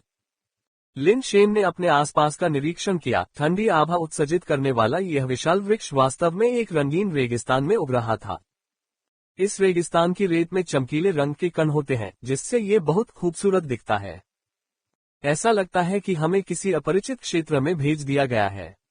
मुझे लगता है कि हमें पहले यहाँ शिविर स्थापित करना चाहिए, किसी को आसपास के क्षेत्र का पता लगाने के लिए भेजना चाहिए और फिर आगे की योजना बनानी चाहिए। आप क्या सोचते हैं, भाई लिन? जुओ किंग लोग ने लिन शेन और अन्य लोगों के साथ चर्चा की। अच्छा लगता है, लिन शेन को स्वाभाविक रूप से कोई आपत्ति नहीं थी। ऐसे अपरिचित वातावरण में आने के बाद वह बेतहाशा इधर उधर घूमकर जोखिम नहीं उठाना चाहता था। पेड़ के आसपास का क्षेत्र अस्थायी रूप से सुरक्षित लग रहा था। चर्चा के बाद सभी लोगों ने पेड़ के पास शिविर स्थापित किया, लेकिन अधिकांश लोगों के बैग तरल पदार्थ के कारण खराब हो गए थे और वे केवल कुछ फटे पुराने तंबू ही लगा पाए। जुओ किंग लोग ने विशेष रूप से लिन शेन के लिए एक तंबू भी आरक्षित किया और किसी ने भी इस पर आपत्ति नहीं की। जुओ किंग लोग ने कुछ लोगों को आसपास का सर्वेक्षण करने के लिए भेजा, जबकि वह और अन्य लोग गिरे हुए फलों की जांच कर रहे थे। फल की सामग्री अपने आप में बहुत खास थी। क्रिस्टल बेस लेवल पर मौजूद लोगों द्वारा इस्तेमाल किए गए हथियार भी उस पर कोई खरोंच नहीं छोड़ सकते थे। जब तक वे इन सामग्रियों को वापस ले जा सकते थे, तब तक किसी अन्य लाभ के बिना भी यात्रा को नुकसान नहीं माना जाता था। इसके अलावा पेड़ पर अभी भी बहुत सारे बड़े बड़े फल थे। अगर वे उन सबको नीचे गिरा पाते तो उनका मूल्य अथाह होता। जुओ किंग लोग द्वारा यहाँ शिविर स्थापित करने का सुझाव देने का मुख्य कारण भी यही था। लेकिन फल बहुत कठोर थे और उन्हें पेड़ से नीचे उतारना आसान नहीं था। कुछ लोगों ने पेड़ को ही निशाना बनाने के बारे में सोचा, लेकिन उन्हें पता चला कि पेड़ का तना उसके फलों से भी अधिक कठोर था। जबकि फल केवल कठोर थे, पेड़ का तना अविश्वसनीय रूप से कठोर था। क्रिस्टल बेस स्तर पर किसी की ताकत इसे नुकसान पहुंचाने के लिए अपर्याप्त थी। अकेले शक्तिशाली पेड़ को काटकर ले जाने की बात तो दूर की बात है। पेड़ पर बैठा व्यक्ति। बैकवोट। तलवार गठबंधन और जू परिवार ने लंबे समय तक शोध किया, लेकिन ये पता नहीं लगा सके कि विशाल पेड़ से भागों को कैसे हटाया जाए। जुओ किंग लोग ने भी लिन शेन से संपर्क किया ताकि वह कुछ और फल काटने के लिए लिन शेन की शक्ति उधार ले सके। तलवार गठबंधन क्रिस्टल बेस हथियार प्रदान कर सकता था। लिन शेन प्रयास करने के लिए जिम्मेदार था और काटे गए फल नामात्र रूप से लिन शेन के होंगे, लेकिन उन्हें उनमें से अधिकांश को तलवार गठबंधन को बेचना होगा। दुर्भाग्य से लिन शेन की प्रतिक्रिया उनके लिए निराशाजनक थी। वह केवल एक बार ही उस तरह की ताकत का इस्तेमाल कर सकता था और उसका शरीर भी क्षतिग्रस्त हो गया था। अब न केवल वह इसका इस्तेमाल नहीं कर सकता था, बल्कि वह बहुत कमजोर भी था। तलवार गठबंधन के लोगों को कुछ अनुमान थे, लेकिन लिन शेन की पुष्टि सुनना अभी भी कुछ हद तक निराशाजनक था। तलवार गठबंधन के सदस्यों और दूर से देखने वालों ने राहत की सांस ली जब उन्होंने लिन शेन को ये कहते सुना, अगर स्टील लेवल लिन शेन लगातार उस तरह की ताकत का इस्तेमाल कर सकता तो कई लोग असहज हो जाते। कोई बेहतर समाधान न सोच पाने के कारण सभी लोग वहीं आराम करने लगे और स्काउट्स की रिपोर्ट का इंतजार करने लगे। स्काउट्स के वापस आने के बाद जो खबर वे लेकर आए वह अच्छी नहीं थी। उन्होंने आसपास दर्जनों मील की खोज की थी और उन्हें बेस वेरिएंट जीवों का कोई निशान नहीं मिला था। विशाल पेड़ के अलावा आसपास एक भी पौधा नहीं था। इससे भी अधिक परेशान करने वाली बात यह थी कि रेगिस्तान में हवा का एक झोंका भी नहीं था। पूरा क्षेत्र भयावह रूप से शांत था। सौभाग्य से हालांकि रेगिस्तान बहुत गर्म था, लेकिन विशाल पेड़ से बहुत ठंडक निकल रही थी। जब तक कोई विशाल पेड़ के बहुत करीब नहीं था तब तक तापमान अपेक्षाकृत आरामदायक था। Ads by PubFuture. Lin Shen ने जानबूझकर अपना तंबू उस विशाल पेड़ के पास लगाया। पेड़ से आने वाली ठंड उसके विकास सिद्धांत को स्वचालित रूप से संचालित कर सकती थी, जिससे उसके शरीर को ठंड के प्रति कुछ प्रतिरोध मिल सकता था। ये काम करेगा। तो क्या मुझे हर दिन सोने के लिए जैब या किसी और चीज का बिस्तर लेना चाहिए? लिन शेन ने सोचा कि यह एक अच्छा विचार है। विशाल वृक्ष से बिस्तर बनाने के लिए सामग्री प्राप्त करना कठिन होगा, लेकिन उन्होंने विचार किया कि वापस लौटने पर एक शीत भंडारण कक्ष बनवाया जाए जहां वे अंदर सो सकें। दुर्भाग्य से उस समय बिजली अभी भी एक विलासिता थी। डार्क बर्ड बेस में केवल एक छोटा थर्मल पावर स्टेशन था और सामान्य जरूरतों के लिए भी बिजली मुश्किल से ही पर्याप्त थी। कोल्ड स्टोरेज रूम की तो बात ही छोड़िए। तलवार गठबंधन और जू परिवार ने 3 दिनों तक यहाँ इंतजार करने का फैसला किया और लिन शेन भी कोई जोखिम नहीं लेना चाहता था, इसलिए वह उनके साथ रहा। जूओ किंगलोग ने कई लोगों को उस विशाल वृक्ष पर चढ़ने के लिए भेजा ताकि वे अपनी किस्मत आजमा सकें और शायद कुछ और फल भी प्राप्त कर सकें। उनके ग्रह पर फल पकने के बाद अक्सर आसानी से गिर जाते थे और उन्हें यहाँ भी ऐसा ही सौभाग्य देखने की आशा थी। हालांकि जू त्यानगे ने ईमानदारी से व्यवहार किया और जू परिवार के बाकी सदस्यों के साथ नीचे इंतजार किया। वह हमेशा लिन शेन का पीछा करता था, उसके करीब रहने की योजना बनाता था। जहां भी लिन शेन जाता वह भी जाता और जो भी लिन शेन करता वह भी वही करता। जू त्यानगे के अपने शब्दों में, शेन का अनुसरण करने से कोई नुकसान नहीं होगा। विशाल पेड़ बहुत ऊंचा था और उसका तना बहुत चिकना था और उसमें से ठंडक निकलती थी, जिससे उस पर चढ़ना मुश्किल हो जाता था। कई घंटों के बाद स्वॉर्ड एलायंस के लोग आखिरकार छतरी तक पहुंच गए। सभी ने सोचा कि वे फलों की ओर बढ़ेंगे, लेकिन जब उनमें से एक ने रस्सियां पकड़ ली तो वह अचानक नीचे आ गया। भाई लोंग, वहां कुछ है, वहां ऊपर कुछ है। वह भारी सांस लेते हुए रस्सी से नीचे फिसल गया। कुछ। लिन शेन और जू त्यानगे जो पास ही में थे, उस आदमी की बातें सुनकर चौंक गए। Ads by PubFuture. वहां क्या है? जूओ किंगलोग ने लिन शेन और अन्य लोगों से बचते हुए सीधे पूछा। कोई ऐसा व्यक्ति है जो इंसान जैसा दिखता है लेकिन इंसान जैसा नहीं भी दिखता है, उस आदमी ने अजीब भाव से कहा। तुम्हारा क्या मतलब है? एक व्यक्ति की तरह दिखता है लेकिन एक व्यक्ति की तरह नहीं भी। क्या यह अल्ट्रा बन जनजाति है? जूओ किंगलोग का दिल ठंडा हो गया। बैकवोट। यह अल्ट्रा बन जनजाति नहीं है, न ही यह एंजल है। मैं इसे कैसे बताऊं? ये सिर्फ एक व्यक्ति है, लेकिन उसका आधा चेहरा मानव नहीं है, ये धातु है। आदमी ने ये सोचने की बहुत कोशिश की कि इसका वर्णन कैसे किया जाए, लेकिन अपने सीमित सांस्कृतिक स्तर के कारण वह नहीं जानता था कि इसे पूरी तरह से कैसे समझाया जाए। जिंदा या मरा हुआ? जूओ किंगलोग ने भौहें सिकोड़ते हुए पूछा। लगता है वह मर चुका है, उसका शरीर ऐसा है जैसे पेड़ में उगाया हो। लिन, जू, क्या हम जाकर देखें? जूओ किंगलोग ने एक पल के लिए सोचा और फिर लिन शेन और जू त्यानगे की ओर मुड़ा। जरूर। लिन शेन भी उत्सुक था। एक पेड़ से एक व्यक्ति का उगना वास्तव में एक अजीब घटना थी। जूओ किंगलोग के नेतृत्व में कई लोग रस्सियों की मदद से ऊपर चढ़ गए, जिससे चढ़ाई बहुत आसान हो गई। लेकिन चूंकि यह बहुत ऊंचाई पर था, इसलिए उन्हें सबसे निचली शाखा तक पहुंचने में 40 मिनट से अधिक का समय लगा, जहां वह व्यक्ति चढ़ गया था और नीचे उतरने से पहले रस्सियों को सुरक्षित किया था। समूह एक मोटी शाखा पर खड़ा था, जो सड़क जितनी चौड़ी थी, जिससे उन्हें आराम से खड़े होने के लिए पर्याप्त जगह मिल गई। Ads by PubFuture. वह वही है। जो आदमी पहले चढ़ा था उसने छतरी की ओर इशारा किया। उसके बताए दिशा में चलते हुए लिन शेन और अन्य लोगों ने देखा कि कोई व्यक्ति ऊपर एक पेड़ की शाखा के पास पैर मोड़कर बैठा है, मानो वह व्यक्ति पेड़ के तने से मानव आकार की उभरी हुई मूर्ति की तरह निकला हो। उसके कपड़ों का रंग अब पहचाना नहीं जा सकता था, वे सफेद बर्फ से ढके हुए थे और उसके बाल भी बर्फ से ढके हुए थे। उसका चेहरा अभी भी अपेक्षाकृत साफ था, केवल भौहों पर थोड़ी बर्फ जमी हुई थी। लिन शेन ने उसकी बारीकी से जांच की और वास्तव में, जैसा कि तलवार गठबंधन के आदमी ने कहा था, उस व्यक्ति के चेहरे के बाएं आधे हिस्से पर मांस था, जबकि दूसरा आधा हिस्सा दर्पण की तरह प्रभाव के साथ स्टील से बना था, जो बहुत अजीब लग रहा था। ये वास्तव में एक व्यक्ति जैसा लगता है, उसका आधा चेहरा ऐसा क्यों दिखता है जैसे उसने स्टेनलेस स्टील का मास्क पहना हुआ है। जू त्यानगे ने बोलते हुए कहा, यह कोई मुखौटा नहीं है, कम से कम कोई साधारण मुखौटा तो नहीं है। कॉलर के अंदर उसकी गर्दन को देखो, जुओ किंगलोंग ने कहा। अजीब व्यक्ति के कॉलर द्वारा दिखाए गए गर्दन के क्षेत्र की ओर देखते हुए लिन शेन देख सकता था कि भले ही गर्दन का केवल एक हिस्सा दिखाई दे रहा था, वह भी आधा मांस और आधा स्टील था। आधा मानव आधा यांत्रिक, क्या ये किसी प्रकार का प्राचीन एंड्रॉयड हो सकता है? जू त्यानगे ने पलके झपकाते हुए कहा।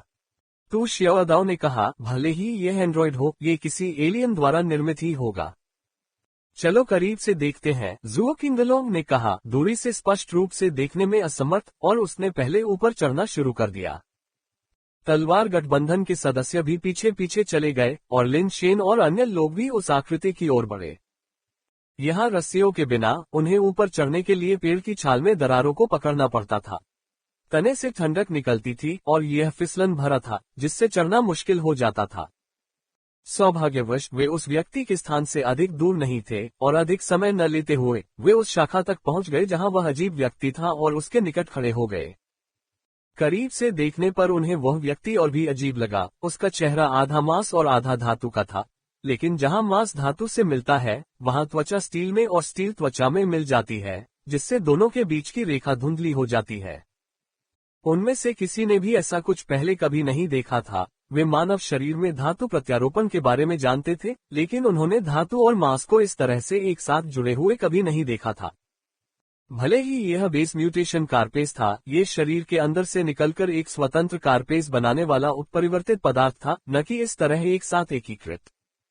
देखो, उसके शरीर पर कुछ है, जू त्यानगे ने अचानक उस व्यक्ति की ओर इशारा करते हुए कहा।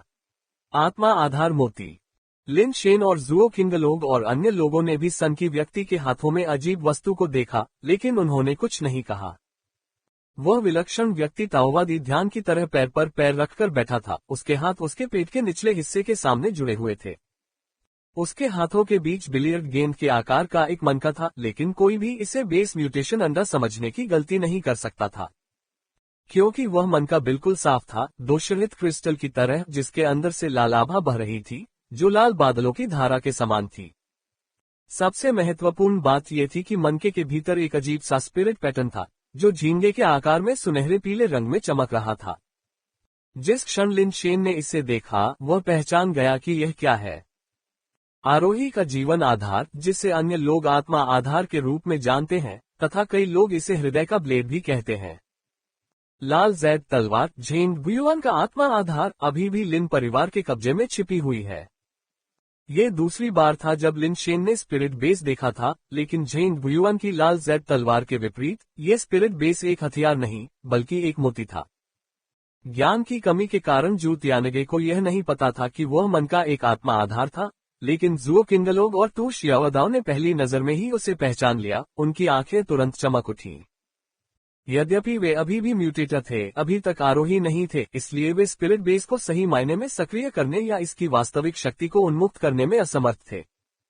लेकिन वे आरोहण से केवल आधे कदम की दूरी पर थे। देर सवेर आरोहण तो होना ही था, और कोई भी व्यक्ति शीघ्र ही आत्मा आधार प्राप्त करने के सौभाग्य को अस्वीकार नहीं कर सकता था। हालांकि वहां केवल एक ही आत्मा आधार था और यहाँ 7 या 8 लोग थे, इसलिए इसे कैसे आवंटित किया जाए यह एक कठिन मामला था। इसलिए कई लोग चुप रहे। केवल जू त्यानगे, उस मूर्ख ने सोचा कि उसकी तेज आंखें हैं और वह मोती को खोजने वाला पहला व्यक्ति था। जू त्यानगे के बोलने के बाद उसने देखा कि हर कोई अभी भी चुप है और कोई भी जवाब नहीं दे रहा है। उसे कुछ गड़बड़ महसूस हुई और उसने जल्दी से अपना मुंह बंद कर लिया और लिन शेन की ओर देखा। यह आत्मा आधार है ना? लिन शेन ने स्थिति को देखते हुए जाना कि लालच से आत्मा आधार को अपने पास रखना असंभव होगा और इस तरह उसने खुलकर बात की। यह एक स्पिरिट बेस होना चाहिए। हालांकि आरोही रियल्म किंग ग्रह में प्रवेश नहीं कर सकते, इसलिए यहाँ कोई आरोही नहीं होना चाहिए, है ना?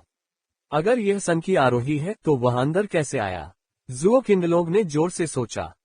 शायद यह उसका स्पिरिट बेस नहीं है और वह इसे रियल्म किंग ग्रह पर लाया है, स्वॉर्ड एलायंस के एक अन्य क्रिस्टल बेस ने कहा। यह संभव है। हालांकि अगर वह आरोही नहीं है तो स्पिरिट बेस ले जाने से उसका उपयोग संभव नहीं होगा, तो उसे यहाँ लाने का क्या फायदा है?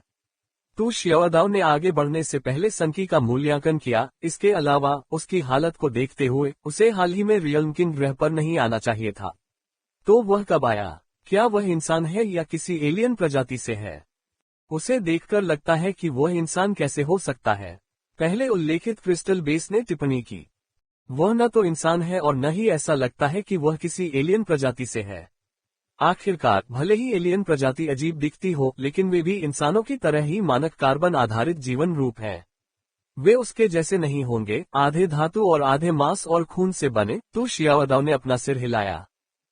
सभी को लगा कि यह व्यक्ति बहुत ही विचित्र है। मानव और बेस वेरिएंट प्राणियों दोनों जैसा दिखता है, एक ऐसा जीवन जिसे उन्होंने पहले कभी नहीं देखा था। कोई बात नहीं, चलो पहले स्पिरिट बेस को हटाते हैं। जुओ किंडलोग ने लिन शेन की ओर देखा और प्रस्ताव रखा। आइटम को हमने साथ मिलकर खोजा है, क्यों न हम तीनों परिवार इसे बराबर बराबर बांट लें। हालांकि चूंकि स्पिरिट बेस अविभाज्य है, तो चलो पहले शरीर को खोदकर देखें कि क्या कुछ और मिल सकता है, फिर विभाजन पर फैसला करें। अगर कोई और खोज नहीं होती है तो हमारा स्वॉर्ड एलायंस आपके हिस्से के बदले में बराबर कीमत चुकाने को तैयार है। तुम क्या सोचते हो? जुओ किंडलोग का ये सुझाव पहले से ही काफी उचित था। तलवार गठबंधन से 4 सदस्य मौजूद थे। लिन शेन की ओर से 2 और जू परिवार से केवल जू त्यानगे। इस तरह से निष्कर्षों को विभाजित करने में सक्षम होने के कारण जुओ किंडलोग पहले से ही एहसान पर विचार कर रहा था, क्योंकि लिन शेन ने अतीत में उन्हें बचाया था। ठीक है, लिन शेन ने सिर हिलाया। आखिरकार उसे अभी इसकी कोई जरूरत नहीं थी और इसे किसी ऐसी चीज से बदलना अच्छा होगा जो उसके लिए उपयोगी हो। इसके अलावा सनकी को मूल रूप से तलवार गठबंधन द्वारा पाया गया था। जू त्यानगे के पास असहमत होने के लिए और भी कम था, क्योंकि वह ताकत और प्रभाव दोनों के मामले में सबसे युवा और सबसे कमजोर था। एक हिस्सा पाने में सक्षम होना उसके लिए पहले से ही अच्छा था। 1/3 की तो बात ही छोड़िए। किसी की ओर से कोई आपत्ति न देखकर जुओ किंडलोग ने किसी को उस सनकी व्यक्ति के हाथों से आत्मा आधार वापस दिलाने के लिए कहा।